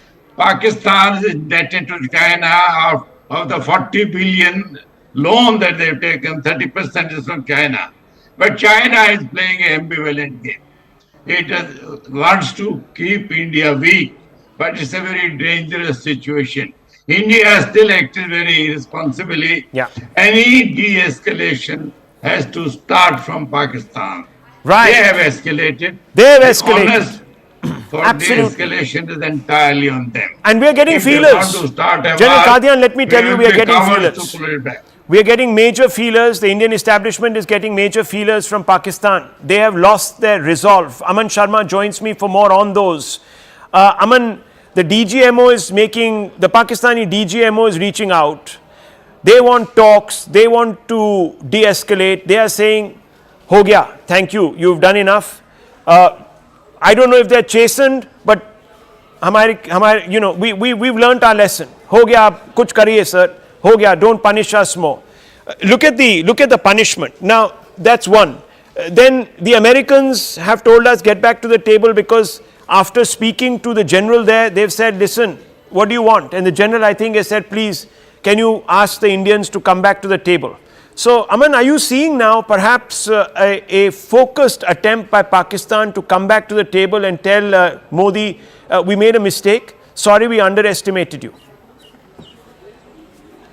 See, Rahul, I think India would like to judge Pakistan by its actions and not its words. You know, Pakistan has a long history of duplicity, and India won't really get taken in by what is Pakistan saying now after taking serious reverses. The Indian government, Rahul, is very clear. We never meant to hurt Pakistan. We only meant to hurt the terror infrastructure, the terror headquarters which are functioning from Pakistani soil. And Operation Sindoor was a perfect de-escalatory strike, a very focused strike on just the terror infrastructure on May 7th. It was not on civilian infrastructure. In fact, India did not touch, though it could have, any of the Pakistani military infrastructure on 7th. So Indian strike was a retaliation to the Pahalgam attack, which was the original escalation by Pakistan. But look at what has happened post the 7th. On the night of the 8th, on the night of the 9th, we have seen 300 to 400 drones attack multiple 36 cities in India, including our military targets. On its 8th night, it was through drones, and on 9th night, which is the early today morning, Rahul, there are now fighter jets into the plane. There are ballistic missiles in the picture by Pakistan. It is Pakistan which has upped the ante, trying to attack our Adampur air base, our Sirsa air base,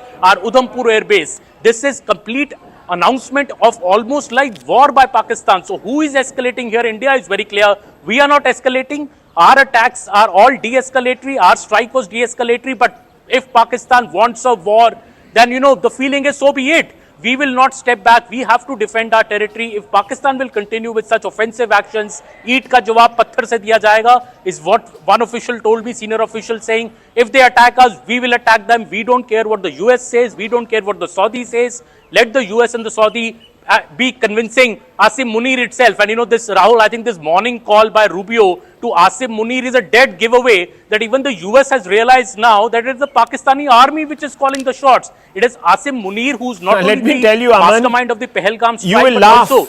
You will laugh at this. You will laugh at this. Look at what is happening in Pakistan.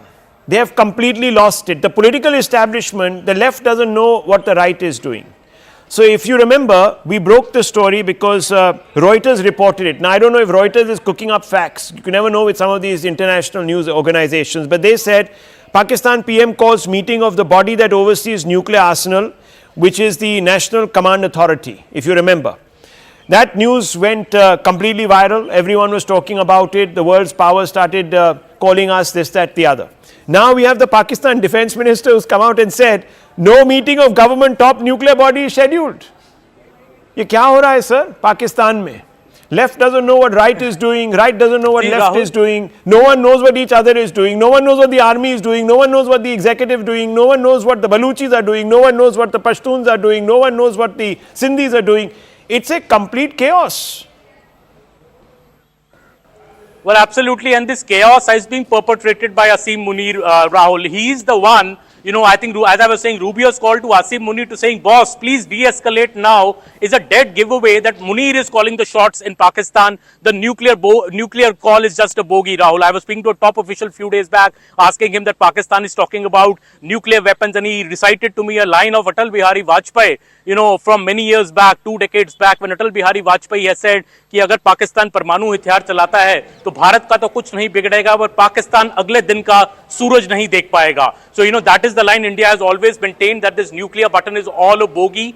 Pakistan also already has suffered extensive damage, hitting Rawalpindi's airbase, Rahul, getting that deep inside Pakistani territory using our fighter jets is a clear signal to Pakistan that if it does not de-escalate now, it will suffer even more serious consequences. And I think this meeting that the Prime Minister has held today with the 3 service chiefs, the CDS, the NSA and the Defence Minister Rajnath Singh, the message is very clear that, we will not step back. If Pakistan attacks us, we will respond with equal measure, if not more, and we can go to any extent against the sinister designs of Pakistan. So I think Indian strategy is very, very clear. The US is trying to now suddenly play peacemaker, by calling up Munir and the Deputy PM on that side and Mr. Jaishankar on this side. And I think Mr. Jaishankar's answer to Rubio, which he has put out on X, is very, very significant, that India's attack or India's strike has always been measured and de-escalatory. Don't teach us that we are escalating. It is Pakistan which is escalating, and you need to go and teach Pakistan how to step down now, how to get off the ramp. Okay, from some this breaking news conflict. coming in. And Asim Munir, if he has... Well, off ramp, look, the ramp was out there for him. He didn't take it. He now knows what happens if you don't take the Prime Minister of India seriously, if you don't take India seriously, if you don't take India's armed forces seriously. He now knows that, viewers. More breaking news coming in. Turkish kamikaze drone recovered in village in Nowshera area, Pakistan, targeting civilian areas. Tejinder is there with us for more. Payal is coming in on this. Payal, 2 big newses that you have to give to us. One, of course, about this, and the other one about the nuclear bluff that Pakistan was calling. But first, this one. Turkish kamikaze drones recovered in Nowshera. Well, didn't Turkey call up, Pakistan and told them that they're supporting them in their calm and restrained policies, and this is a crisis that Pakistan is trying to manage. Just about yesterday, our forces did inform us that they were very sure that this was Turkish, backed drone system that Pakistan was using. Okay. But the forensic examination was on its way, but the proof is now really out, And India, Rahul, is one country which is boosting Turkey's, economy the most. Plenty of Indian visitors go to Azerbaijan and the other places to boost their economy, and this is what we get in return. Shame on Turkey to begin with. Shame on Turkey to begin with, viewers. That's really what's also, I'm telling you that a large number of tour operators who took Indian tourists to Turkey have started saying that, look, we are not going to now deal with this country. And there's another country also in the Central Asia republics that they don't want to take any tourists to. Let me now go across to Akash. Akash, Pakistan's nuclear bluff. Many news now coming out of Pakistan. The president there meeting the Prime Minister. You have leaders like the former Pakistan Air Marshal Masood, who's come out and said we're in a very bad way. What's happening? Right. So Rahul, I'll come to that. But, first of all, this drone, kamikaze drone, I want to mention here that, sources within the Indian Armed Forces are telling us that at many places they have found these Turkish-made kamikaze drones. Kamikaze drone is basically the suicidal drone. It hits the target and then gets blasted. And in fact, in this particular case, we are learning that it is possibly TB2. Though forensic experts are there, who are checking, and in fact, people from the armed forces will be, visiting there, and in fact, will be checking as to which drone it is. But this is, for the first time when these Turkey-made drones are, coming here in the Indian territory. And these drones, in fact, Pakistan and Turkey both are co-producing the munition, if I'm not wrong. Back in 2023, it started. In fact, they inducted these drones in 2022. And then in 2023, they signed some sort of memorandum of understanding. And they have, in fact, started the co-production of munitions for these drones. So it's a big development given the fact that agencies, have thwarted maximum of, these, attacks. And now it is, a slap on the face of those agencies as well, both in Pakistan and in Turkey, that come with claim like, these drones cannot be tracked, cannot be hit, cannot be targeted. This is the air defense of India, that has thwarted these attempts where, these, in fact, drones were trying to hit the target, hit the military installations, and our agencies, our air defense systems, have, in fact, detected and have destroyed these drones. Okay, well, big news coming out, viewers. Remember, the Turkish role is not one which is very honorable. So let's get in some of our guests and talk about this. Rajiv Dogra, former diplomat, joins us. And of course, we also have Group Captain Dr. V.N. Jha with us. And we also have... yes, we also have General Qadian, of course, and we have General Sanjay Meston, who's with me in the studio.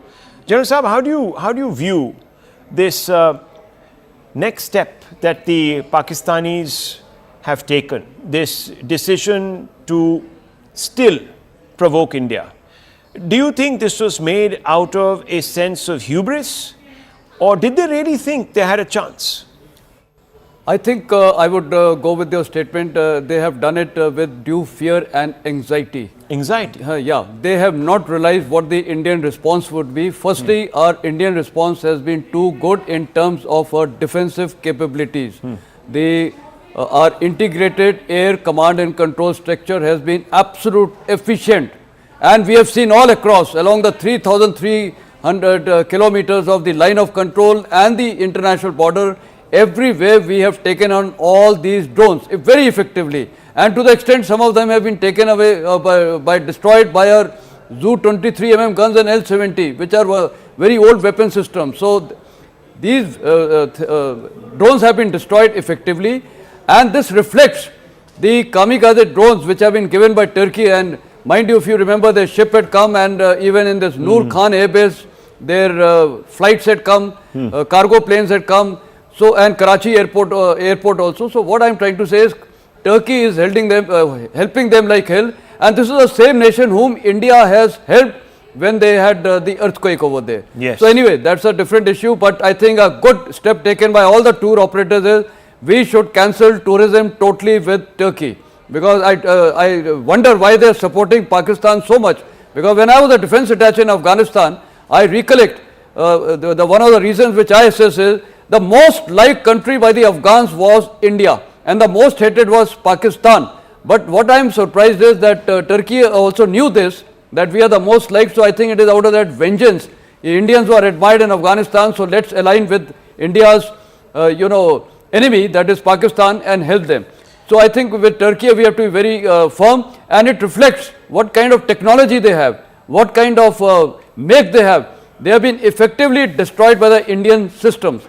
Now coming on to our offensive capabilities, I think Rahul, we have proved it beyond doubt that we are very clear in our strategic targeting. Right from day one, we targeted 9 bases which were harboring these terrorists, all terrorists, and today 5 of them have been declared as killed, the top leaders. Destroyed. Yeah, so Yeah, we they're have been 6 very feet under. They're 6 feet under, sir. They're Yeah. 6 feet under. Yeah, so Yes. we have been very specific in our targeting, and even yesterday's targeting, which has been spoken about today, all these targets, and we have hit the heart of Pakistan, that is Punjab, the heartland, and everywhere, whether it is Rahim Yar Khan, whether Noor Khan Air Base, Murid, everywhere we have hit them very, very hard, Sialkot, etc. So the best part is we as a country have hit Punjab, Pakistan, and that is a great victory and achievement for us, because the entire power flows out from Punjab, and Munir's house is very close by, even Shahbaz Sharif's house is very close by to this Noor Khan Air Base, and it is very close to the GHQ of Pakistan. Yes, I mean, can you imagine? We have struck in the heart of the Pakistani military establishment, Group Captain Dr. Jha. I mean, if these, they live in their ivory towers in their own country and they think that they rule the world and certainly the subcontinent, they have been told that if they think they can sit in their palaces and they're very safe there, well, India will get you. We can come after you. Absolutely, there is no doubt at all. And to start with, I must tell you, Operation Sindoor, which ended with its strike at the 7 places and gutting them, was absolutely, with the perfection. There cannot be even any better perfection than what Operation Sindoor was carried out. But that was the end of the resolve that PM Modi had taken to teach a lesson to the jihadi network in Pakistan. That was finished. Now thereafter, Pakistan has mounted a war. Actually, they mounted the war in a limited way on 7th itself. Yes. But that India, somehow shrugged off. But 8th and 9th, the type of attack that was mounted, still in some corners of Indian defense, Indian diplomats and diplomatic world abroad, there were talks of violation or gross violation of ceasefire. It was not. It is a war. It was a war, and that is what was going on. That we should have perceived it there, and absolutely our defense system, air defense system, has worked that way and taken neutralized all those threats. There's absolutely no doubt. Okay. But there is one thing that I have. Indian Armed Forces is known worldwide for its proficiency, for its efficiency, and for its impact.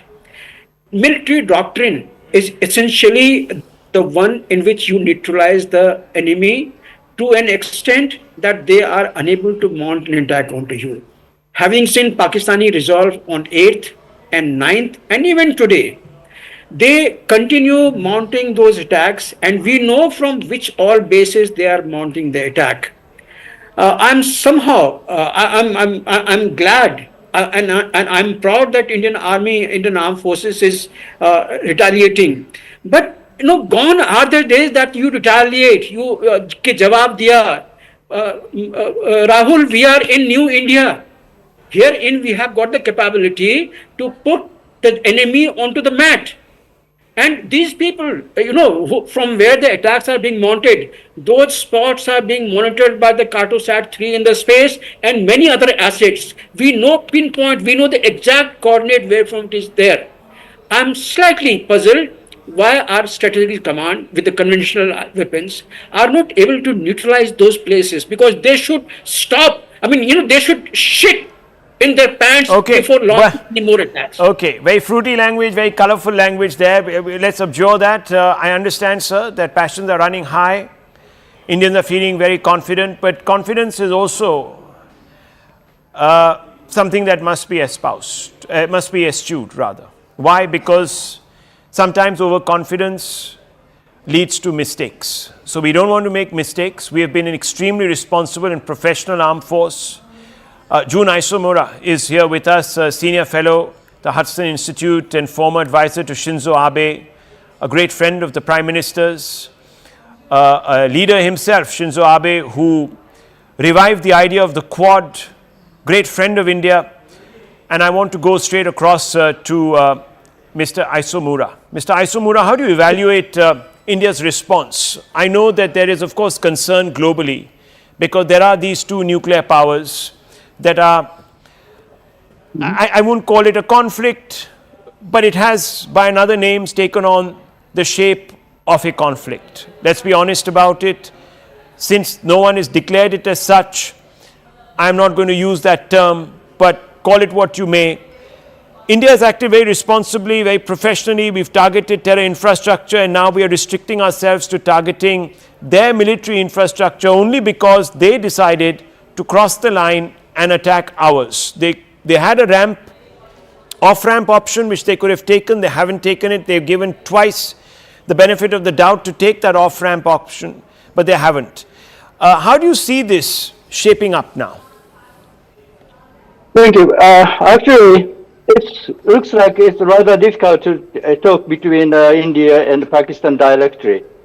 So I hope that the China, can you hear me? Yes, I can. Go ahead, sir. Yeah. And China and Russia, Putin and Xi Jinping, they are expecting they work between India and Pakistan. Right. As soon as possible.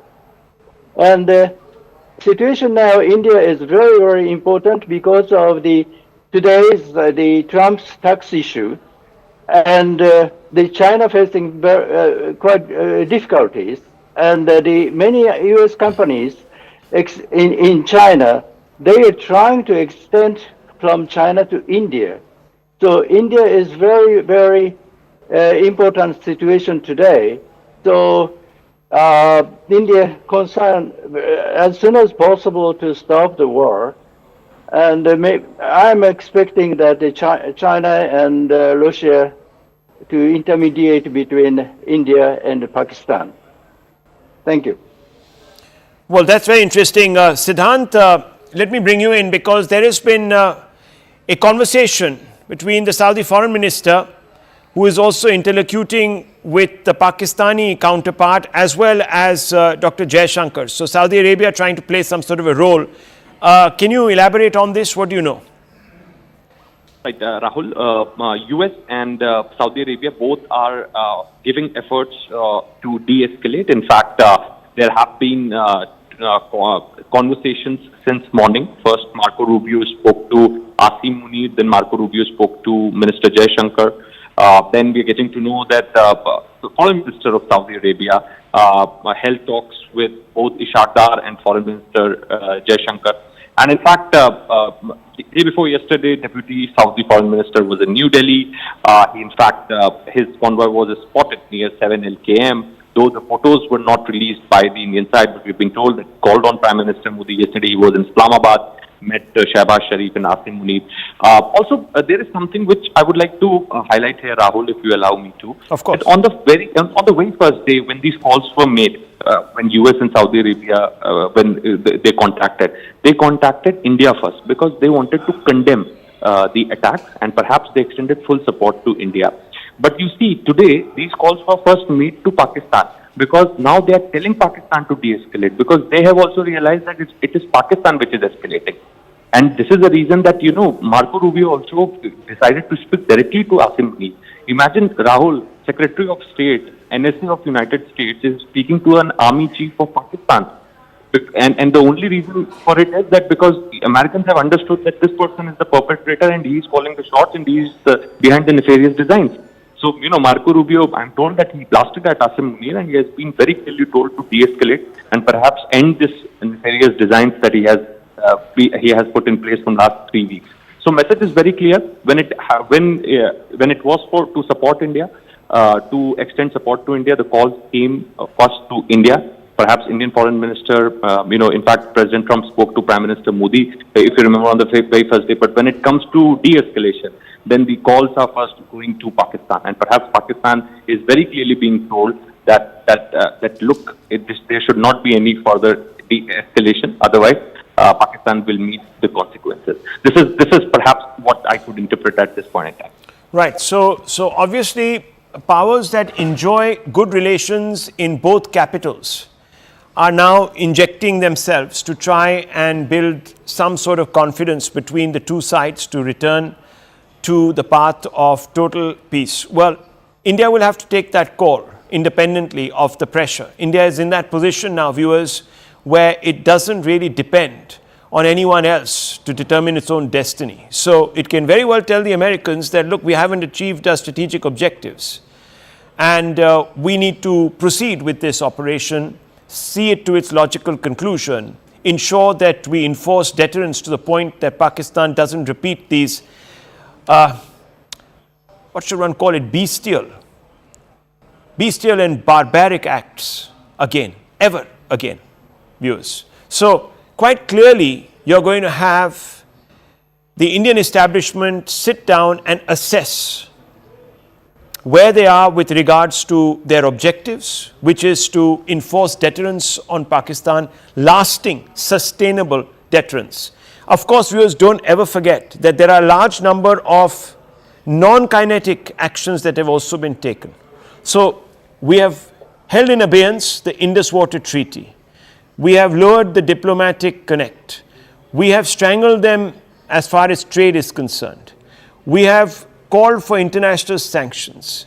We have also, viewers, very, very cleverly, and this is something that I think the government needs to be credited with, begun a campaign to also bring pressure to bear upon Pakistan's allies. So you have another whole set of options that are being pressed into service to disincentivize any further action by Pakistan. But kinetic options cannot be taken off because they have the most stilling effect. They have the most salutary, in some ways, punitive effects. Now, viewers, government sources have told us that Turkish kamikaze drones that are recovered in the village in Nowshera area, Pakistan, targeting civilian areas. This is given by government sources, clearly shows that Turkey's hand, and this is why things could and will go bad between India and Turkey. This will have an impact on trade ties. Projected trade is about $20 billion. They depend on us for many food items. India could now cut this. As of now, trade is about $8.5 billion. We export oil, steel, machinery. This is important for them. Pallavi joins us for more on this. Pallavi, we've also opened a line, of course, to the Greeks and others who have a problem with Turkey. So we are aware now, aren't we? You know, Rahul, war times also shows who are your friends and who are your enemies. And this war certainly seems to have kind of shown and exposed Turkey. You know, if you remember a few months back, there was earthquake and Prime Minister was the first leader, the first world leader who launched Operation Dost and gave out huge amount of assistance as far as Turkey was concerned. So the last thing India expected is that Turkey is going to side with our enemy and someone who's clearly targeted their innocence with us. Now, these pictures which have been put out by way of government sources very clearly shows Turkish marked drones, and they've been found in the Nowshera area, and essentially they were meant to target the civilians. So it's a double whammy really for Turkey. One, siding with a terrorist or rogue nation like Pakistan, and second, of course, is that also being a part of an operation in which the innocent lives could be lost. Very quickly, this is going to have its impact. I mean, Indian government sources are very clearly telling us that, you know, now is not the time immediately, but Hamto definitely will teach Turkey a lesson. And teaching Turkey a lesson is again going to be in terms of a strain, diplomatic strain between the two countries. Trade ties could be one of the first to be affected. As of now, it's $8.5 billion. That's the kind of trade we see between the two countries. And, you know, just recently they had come to an agreement of bringing it up to $20 billion. It's not going to go up to that. Turkey depends on us for their imports more than we depend on them for our imports. So whether it's the machinery, steel, oil parts, oil, mineral oil, all of that Turkey depends on India, and they actually get very, very good rates. So therefore, this is something which is going to see the first fallout, because something which we can never ever accept is that those who are siding with Pakistan, and India is watching it very, very carefully. Absolutely, and that's very, very important. I think India, viewers, has realized that it's calling the shots in this equation. Pallavi, correct me if I'm wrong. We also have a situation where the Prime Minister is meeting with his think tank. The Prime Minister is now deciding the options, because if the world is asking India and Pakistan to de-escalate, he has to take a decision whether enough cost has been imposed, number one, on Pakistan. Number two, if a lasting deterrence has been in some ways imposed on Pakistan. So these are decisions that the Prime Minister will be taking. Of course, if over the next 24 hours Pakistan doesn't escalate, then maybe we can extract an undertaking, though in the past they have never really worked. So I think the ball really now firmly is in India's court. We've got the upper hand. Would you agree? Absolutely, and I think the narrative is very important to point out to our viewers. There's a difference in the kind of action that we're seeing between the two countries. While India is specifically targeting the terror hideout, Pakistan is trying to target our civilians and innocents once again, and this is something we're not going to keep quiet about. The Prime Minister at the Bihar rally had said two important things: कठोर जवाब देंगे और जहां से उनका आतंकवाद शुरू होता है उसको हम नष्ट करेंगे. So if you're looking at the strategy of our government, that is exactly the cue which has been given by the Prime Minister to his team of experts and advisors. Target and end it, nip it at the bud. That is what we are doing. Very quickly, when we are talking about Turkey, I think there's a sense of hurt and disappointment as far as the IMF issue is concerned. This bailout we talked about yesterday, India of course has reapproached IMF, is going to make them to tell them to rethink. But this whole conscience that it may be your money, aapka paisa, aap kharch karo apne hisab se, is a narrative which many are peddling in favor of IMF. But what India is telling them is that don't you also have to ensure that your money does not become blood money, and that's exactly what the IMF seems to have done. Okay, well, thanks indeed, Pallavi. Thanks very much for that comprehensive update. I want to go across to Group Captain now. Group Captain, go ahead, sir. You want to make a point? Yes, Rahul, 3 points. Firstly, as far as the Turkey is concerned, we should have no doubt that Turkey's rands have not been in isolation. You recall their speech, their PM speech in UN. They have been against India. They have been favoring Pakistan. So you should have not any doubt. Secondly, Turkey and Pakistan are the competitors among the most radical Islamic states. They intend to overdo the other. We have seen Turkey's role with Azerbaijan in the war against Armenia. The same Bayraktar 2 drones what they have given now to Pakistan. The same was being used against Armenia, and it was destructive. But because Armenia didn't have the air defense system, credible air defense system. Second point, you said your words. If Pak refrains from indulgence in the future, don't we know Pakistan? Yes. The moment the partition had happened, Pakistani soldiers were in form of the Qaba'ilis and they were fighting. Started from there. Think of 1965, think of 1971, and all these days that Pakistani soldiers or under them the radicals, Islamic jihadists, they have been bleeding us for a long time. That's true. You can't trust Pakistan. You're absolutely right. Absolutely. Give me slightly more. This is the second point. So you can't trust them that they will not carry out. They will carry out, and then still they will know it has been carried out by the non-state actors. Exactly. This is the second and last point. Look, till now, entire world is so constrained for Pakistan only for one reason, that Pakistan has been ramping up that world. Yes. Look, this is the high time PM Modi should call for a meeting of one thing. If this rogue nation called Pakistan indulges into the N button, if I die, if you die, leave this decision with the armed forces so that Atal Bihari's word is met. That on the next day, Pakistan should not remain on the map of the world. Okay, well, we promised that we will not strike first, but we have also promised that the retaliation will be disproportionate. And Pakistan is a small state. Yeah. You just have to knock out, some 6-7 odd cities of them, and Pakistan is done with. Yes. So well, these well, things should be. Look. Let's pull ourselves back from the brink. Let's not go there. Those are things that one shouldn't be contemplating, and one hopes that sense has dawned on the general there. But breaking news coming in, viewers. Just a quick one before I take the break. There has been a big reaction coming out from a former air officer in Pakistan. I'll come to that after this short break. Don't go away.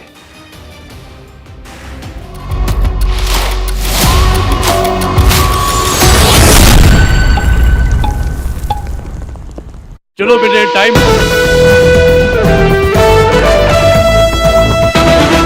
An escalation.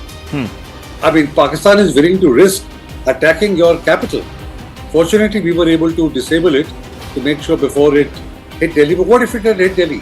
And how do you know it's an armed conventional or is it a nuclear armed missile? So Pakistan is testing the limits of India's patience, and therefore any response henceforth will be measured, but that measure will also go up several notches. Well, again, since you're talking about that, well, let me report two other developments. Sirens on in Jammu and another explosion heard in Srinagar. So let's just hope that everything is, everyone is out of harm's way. Akash joining us for more on these details. Ishan Wani reporting another explosion heard in Srinagar. Akash, the sirens in Jammu and the explosion heard in Srinagar. Yes. Yes, we have been hearing the sirens. In fact, I'll try to give you some natural ambience. There you have the sirens, and these sirens are on since just a while back. We heard the AD gun sound destroying one drone, and I was in fact reporting that, Rahul. In fact, in Srinagar we have been hearing about similar activities. So it seems like Pakistan is still not in fact letting its big news coming in, Akash. Big news coming in. First phone call between India and Pakistan. The DGMOs are talking now. Just break this down for us. DGMOs talking. What does this mean? Yes, Director General Military Operations. We have seen that how their offices connected last Tuesday. But Manoj Gupta has been reporting that one hotline connection has been established, in fact, today, and Pakistan.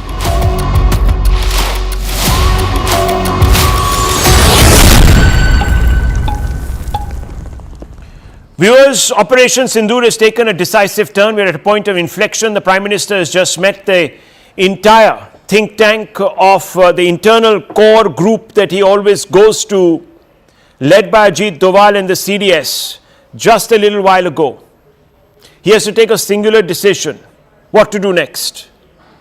A lot of pressure on him to de-escalate. A lot of pressure, viewers, is being brought to bear on our country to de-escalate, but the Prime Minister knows that certain objectives that he's defined in this mission to impose deterrence on Pakistan are perhaps still unmet. And he has a decision to take. The options have been laid out before him on that table. It all began on the night of May 7th, Operation Sindoor. India struck 9 terror targets in Pakistan, including the headquarters of the Jaish-e-Mohammed in Bahawalpur. Jaish-e-Mohammed was behind the killing of the Wall Street Journal journalist, if you remember, Daniel Pearl, who was beheaded in 2002 in Pakistan while covering a story on the links between the Al-Qaeda and Pakistan in the aftermath of the 9/11 terrorist attacks in the United States. Abdul Rauf Azhar, the operational chief of Jaish-e-Mohammed and a central conspirator in Pearl's 2002 kidnapping and murder, it is been said, is eliminated in Operation Sindoor, and if not eliminated, he is battling for his life in a hospital. Now let's go across to Jude Pearl, the father of Daniel Pearl, the American journalist who was kidnapped and beheaded in 2002 by Jaish-e-Mohammed terrorists. Thank you so much for joining us. I know this is a difficult time because it brings back all those memories, sir. But what's your reaction to the news that Rauf Azhar, the terrorist who was responsible for your son's killing, is either debilitated or is dead? Very delighted that the issues of my son has come to the attention of the media and the general public, because it has been almost forgotten. And what was forgotten is the fact that the people responsible for his murder have not been brought to justice. So I'm glad that at least a person who was indirectly connected with his abduction was killed. I'm not sure that he was killed, actually. I haven't seen any confirmation from the Pakistani side that Azhar was killed. But I trust the Indian intelligence to verify that. Well, this development, I know this is difficult for you, but this development comes 2 decades after your son was murdered in cold blood. you may not share that point of view, but do you think Rauf Azhar's elimination is punishment enough, sir? Well, the first thing that went to my mind was to verify the connection between the person who was claimed dead, namely Rahul Azhar, and the murder of my son. And I found out that he was indirectly related to the abduction, not directly. He was really part of the, I would say, the industry and the training ground of the extremists at that time, the terrorist organization. And he was indirectly involved in the sense that he was involved in the 1999 hijack and the release of Omar Sheikh from prison, which led to the abduction of my son. So it was indirect involvement, still very important, but the person was not directly involved with hijacking or with abducting Daniel Pearl. So that was my first reaction. My second was delight and happy that the issue has been brought up again to the public attention. The issue of who murdered my son and whether the two peoples that are the executors still have not been brought to justice. So I was... Well, sir, no parent must ever really have to talk about their child's demise, and especially under these unfortunate circumstances. But do you think you're closer to at least a sense of justice? Would you agree? But they have not. I'm talking about the people directly involved with my son murder. They have not been brought to justice. The one indirectly involved, very important, I don't deny that, was killed, and I'm happy that that incident brought the issue to public attention. Well, have you heard from the Pakistani government after Rauf was eliminated in India's strike? Any communication from them? No, I haven't heard from anyone. I haven't heard from the Pakistani side. I only heard claims from the Indian side. So what do you think would bring closure or a sense of justice, a semblance of closure, some justice to you, sir? What can be done is to focus attention on several things.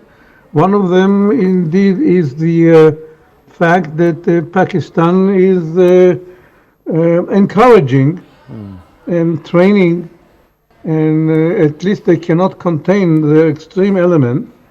And that is, it needs to be brought to public attention, perhaps even to the attention of the American government, and I'm sure they know about it. The second one is to, as I mentioned, to pay attention to the two people, Omar Sheikh and what's his name? Masood Azhar. Yes. No, Ralph was killed, from what I understand. Yeah. You're talking about the two people directly involved, and this is Omar Sheikh, who is now in a government safety house next to the prison.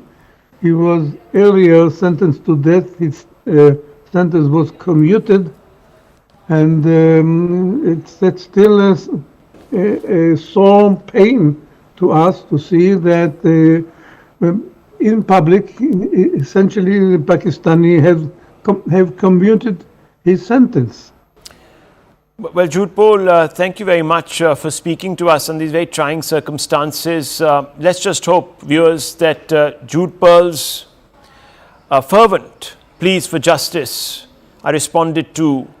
The Indian government, of course, is doing its bit there.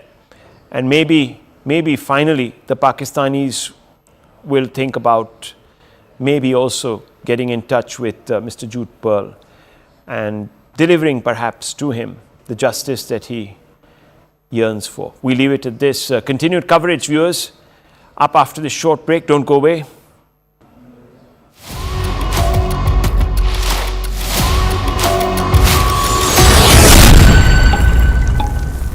Mahi sir.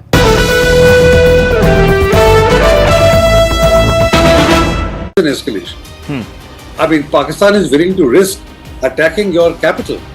Fortunately, we were able to disable it to make sure before it hit Delhi. But what if it had hit Delhi? And how do you know it's an armed conventional or is it a nuclear armed missile? So Pakistan is testing the limits of India's patience, and therefore any response henceforth will be measured, but that measure will also go up several notches. Well, again, since you're talking about that, well, let me report two other developments. Sirens on in Jammu and another explosion heard in Srinagar. So let's just hope that everything is, everyone is out of harm's way. Akash joining us for more on these details. Ishan Vani reporting another explosion heard in Srinagar. Akash, the sirens in Jammu and the explosion heard in Srinagar. Yes. Yes, we have been hearing these sirens. In fact, I'll try to give you some natural ambience. There you have the sirens. And these sirens are on since just a while back. We heard the AD gun sound destroying one drone, and I was in fact reporting that, Rahul. In fact, in Srinagar we have been hearing about similar activities. So it seems like Pakistan is still not in fact letting its well, big news coming in, Akash. Big news coming in. First phone call between India and Pakistan. The DGMOs are talking now. Just break this down for us. DGMOs talking. What does this mean? Yes, Director General Military Operations. We have seen that how their offices connected last Tuesday. But Manoj Gupta has been reporting that one hotline connection has been established, in fact, today. And Pakistan wants de-escalation. This is a big news coming in fact, Rahul. Pakistan wants de-escalation. Situation is, in fact, bad in the country, and Pakistan wants to meet Indian side. This was the connection between the DGMOs on both the sides, and they have spoken on hotline. DGMO, remember, is someone who takes care of the operation of the military on both sides, and we have been given to understand that DGMOs connected from both the sides. Well, and Pakistan right now I have to go across de-escalation. Okay, just 1 second, because we only have him for 10 minutes apparently, and I've been asked to go straight across to the father of Daniel Pearl.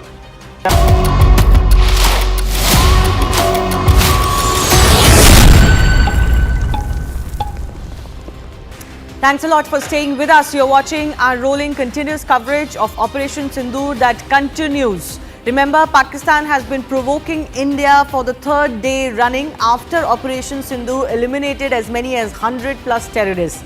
I'm Shivani Gupta. Speaking of those terrorists, we have a list, the first tranche of list possibly, of the names of some of the most wanted terrorists that have been eliminated as far as the strike is concerned. Let me begin by breaking down that list for you. So 5 most wanted terrorists have been eliminated as far as the strike is concerned.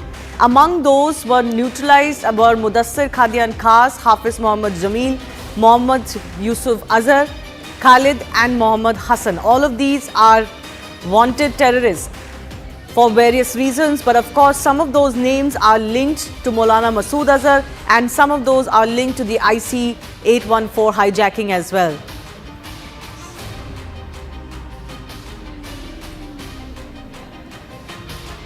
So let me just break down the top names that we have accessed. Possibly more will be in the offing as more proof is ascertained, but take a look. This is Mudassir Khadian Khas, goes by many aliases, was in charge of the Markaz Taiba at Muridke, which was one of the most important sites that was struck by India under Operation Sindoor.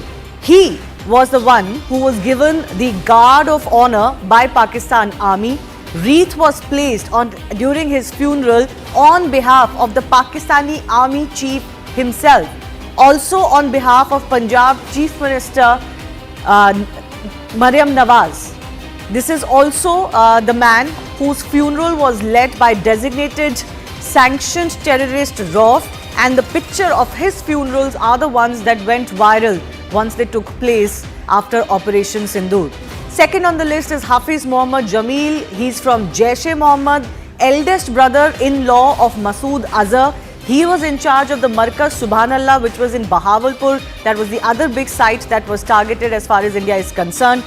He indoctrinated youth. He raised funds for the Jaish-e-Mohammed. That's the role that he played.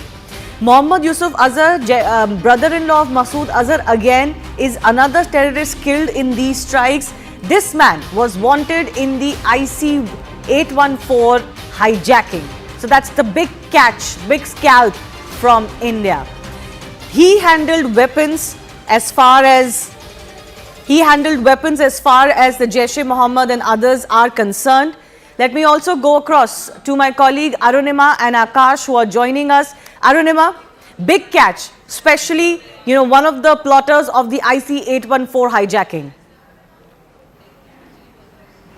See, there are 5 people who have been identified, but the name that all of India perhaps was looking for, of Rauf Azhar, brother of Masood Azhar, that name is not there on the list. It was being speculated that Rauf Azhar was also one of those who was killed in that attack in Bahawalpur, but his name is not on the list. He is also the killer of Daniel Pearl. He is the man who has been running Jaish-e-Mohammed all the time that Masood Azhar has been indisposed and he was trying to hide from the long arm of the law. But Rauf's name is not on the list. It is now, agencies are now suspecting that Rauf perhaps has been taken to a military hospital away from all the missiles and drones that India are sending to Pakistan, because he is a very high asset and he is being protected. But even though Rauf is not there, 2 brother-in-laws of Masood Azhar, brother-in-laws of Rauf Azhar, are on the list of deceased who have been identified. One wanted for the IC 814 hijacking, part of Masood Azhar's close coterie, people who were responsible for running Jaish-e-Mohammed.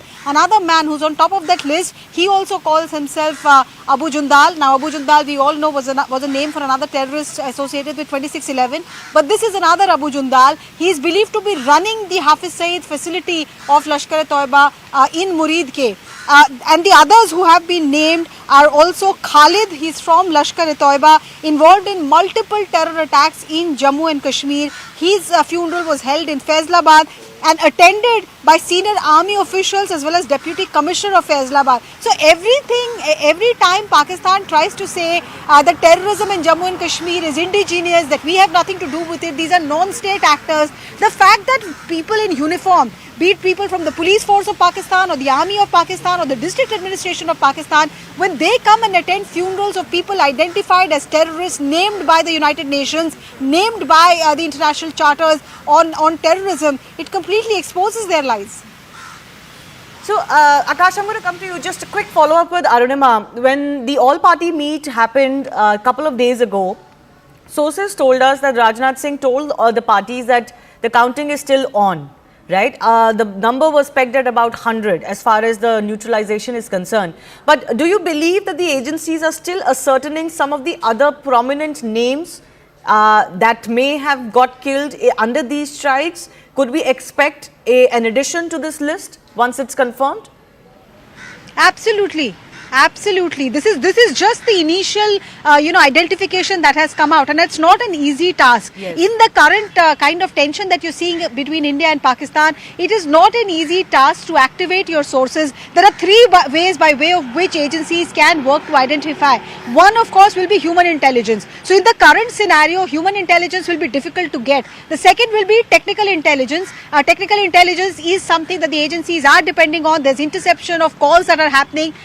There's interception of whatever communication is happening on open line, and they are mentioning even in public. Masood Azhar, for example, said that I have lost 10 members of my family. So it will take time for agencies to put together the technical intelligence, the human intelligence and intelligence that they are gathering from any other open source or third source, and only then, once they have authentic reasons to believe that yes, this is the person who was killed, he was killed at this hour, at this location, and this is his background, only then will they come out. India is much more sophisticated than Pakistan, which indulges in misinformation only to cater to its domestic constituency, soon to be exposed by Indian agencies like PIB Fact Check has been doing. Absolutely. Akash, coming to you as well, some important names as far as that strike is concerned. We are waiting for more confirmations. But, you know, this is the vindication that India was basically presenting to the world, that we have targeted terror sites and, these markazes that function as indoctrination or training camps. And these names prove all of that. You know, Pakistan has been trying to project that their citizens have got killed. There's hardly any evidence that they have been able to provide on that front. But India can provide evidence, including of those funeral processions or funeral parties, which have been attended by Pakistan military itself. Exactly the question. If your civilians have died, then you are going to the funeral of your civilians. The state honors are being, given to the common people, to the ordinary people. Basically, the fact is that this operation was successful, and a big success. In fact, these 5 names have come, more will follow. And Arunima pointed out rightly, that intelligence is something that agencies rely on. Even for these locations, Shivani, intelligence was something that was relied on, and that's why, these 9 targets were selected. In fact, there was a due deliberation as to, what can be done and in what style. And we are sure that when we had reported about, some sort of high-level meetings, in fact, marathon meetings in the national capital, where Raksha Mantri was involved, 3 service chiefs were involved. I remember NSA, was involved in a number of meetings.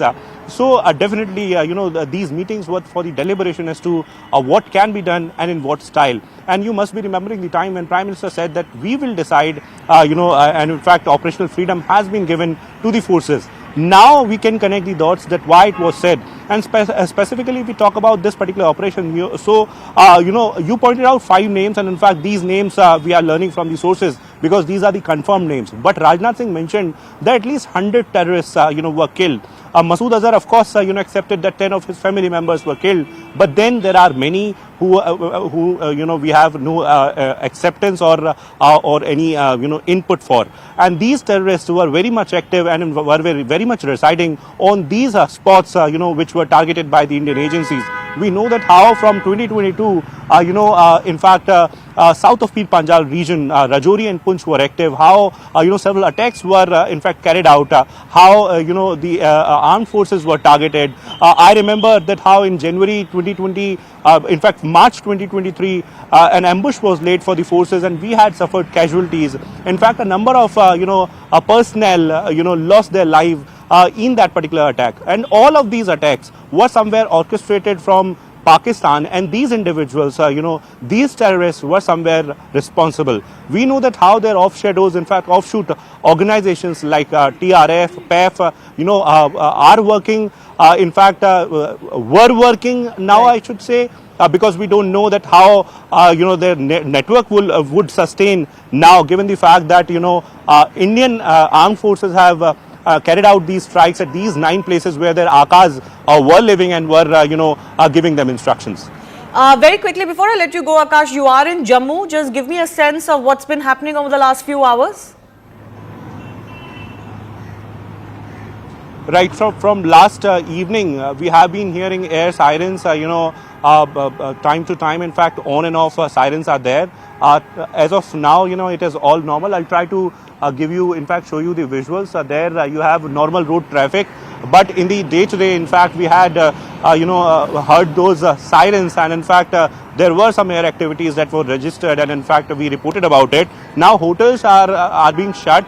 In fact, the shopkeepers have been asked to, shut their shops a bit early. And they have been advised that whenever they are hearing any sort of, siren or whenever there's a blackout, so all of the individuals who are there on road or at any, outdoor place, they should, immediately rush to to their houses or to a place, that is safe. And, time to time instructions are being issued by the civil authorities. Jammu Kashmir Police is very much helping the citizens. Administration is very much, there to help the individuals. And they are saying that you need to trust the armed forces, because we have seen that none of the attack that was launched on the Air Force station was successful. Yes, some civilian sites were hit.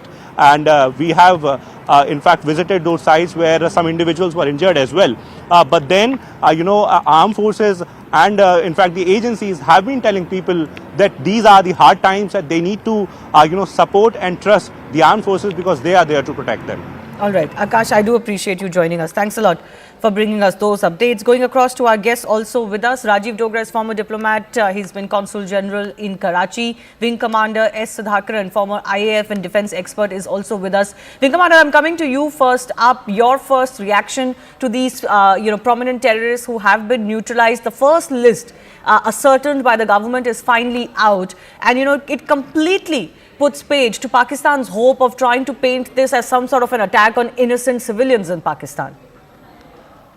On a lighter vein, I will never trust unless and until I get a DNA test done out of this, because the kind of fear that Modi has, sent into the society of Pakistan is, I'll not be surprised if these terrorists volunteer to declare themselves dead so that they can get themselves listed out of the most wanted list in India. Right. Having said that, yes, it's a moment of great glory.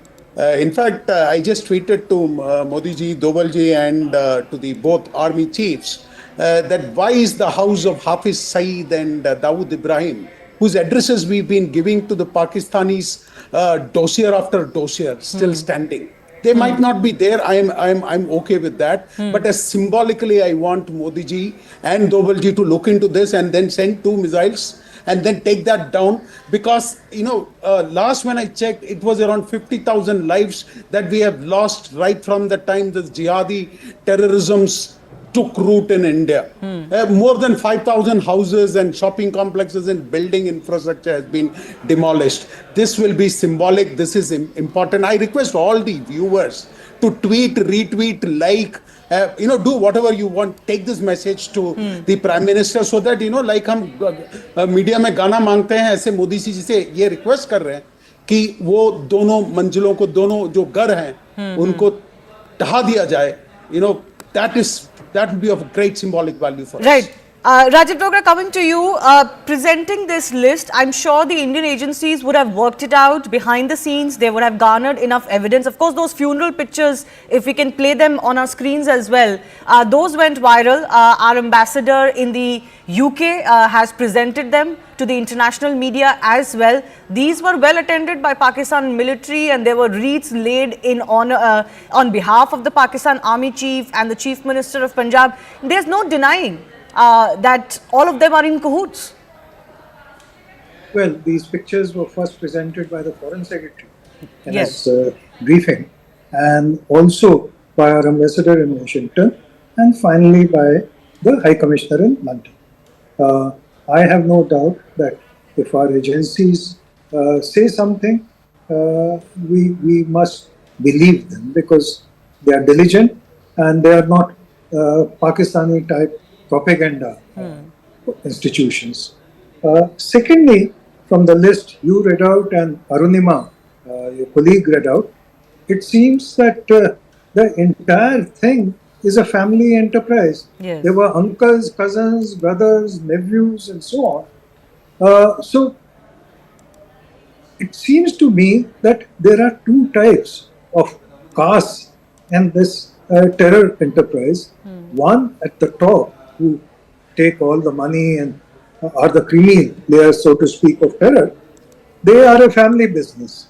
The others who are sent on suicide mission, they are the workers who are given pittance as pay and asked to cross over to India with guns or suicide vests or whatever. It also worries me that if the terror group is a family enterprise, then there are linkages also with the army and ISI, which point to some kind of a connection at more than professional level, maybe even at the family level.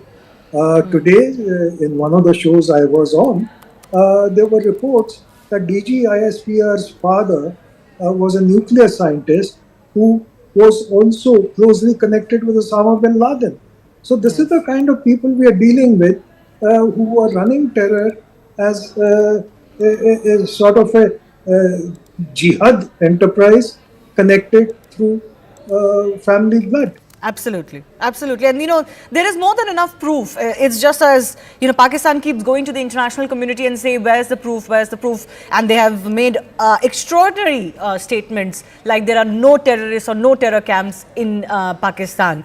More of our guests are joining us. I'm also joined by Captain Alok Bansal, Director, India Foundation, and Air Commodore R.N. Mirani, who's also a defense expert. I do thank you, gentlemen, for your time. I want to just very quickly take our viewers through this top 5 list that we have accessed. So, as I mentioned, at the very top of that list is the LET in charge of Markaz Taiba at Muridke. Muridke and Bahawalpur, the two most important sites that were eliminated or targeted as far as Operation Sindoor is concerned. So, top of that list is Mudassir Khadian Khas, who was the person who was given that guard of honor by the Pakistani army, wreath on behalf of the Pakistani army chief, and wreath on behalf of the Pakistan Punjab chief minister. His funeral was led by designated terrorist Rauf. That is the picture that we were talking about, and that was presented by our ambassadors both in India and overseas as well. Hafiz Muhammad Jameel, as I mentioned, Rajiv Dogra is talking about the family enterprise. He's the eldest brother-in-law of Masood Azhar, in charge of the Markaz in Bahawalpur, indoctrinated the youth, raised the funds for Jaish-e-Mohammed. Can we please have that graphics on our screen as well? Muhammad Yusuf Azhar is Jaish-e-Mohammed, again, brother-in-law, the other brother-in-law of Masood Azhar. He was wanted in the IC-814 hijacking. He handled weapons training for the Jaish-e-Mohammed and also was involved in terror attacks as far as Jammu and Kashmir is concerned. Please move on that graphics quickly. Khalid is Abu Akasha from the LET. His funeral was also attended by the Pakistani army. He was attended by the Deputy Commissioner of Faisalabad, involved in terror attacks in Jammu and Kashmir, and also was busy smuggling weapons from Afghanistan.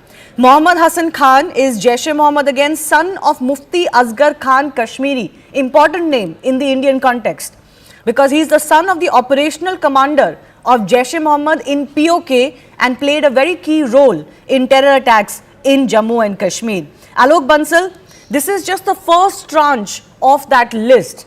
We are hoping that more names are going to be ascertained, confirmed and released by the Indian government.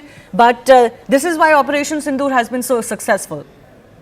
See, there is no doubt that these are the top-notch terrorists. But there were a large number of other terrorists in these camps, including certain trainees, because these places which were targeted are nothing but nurseries of terror.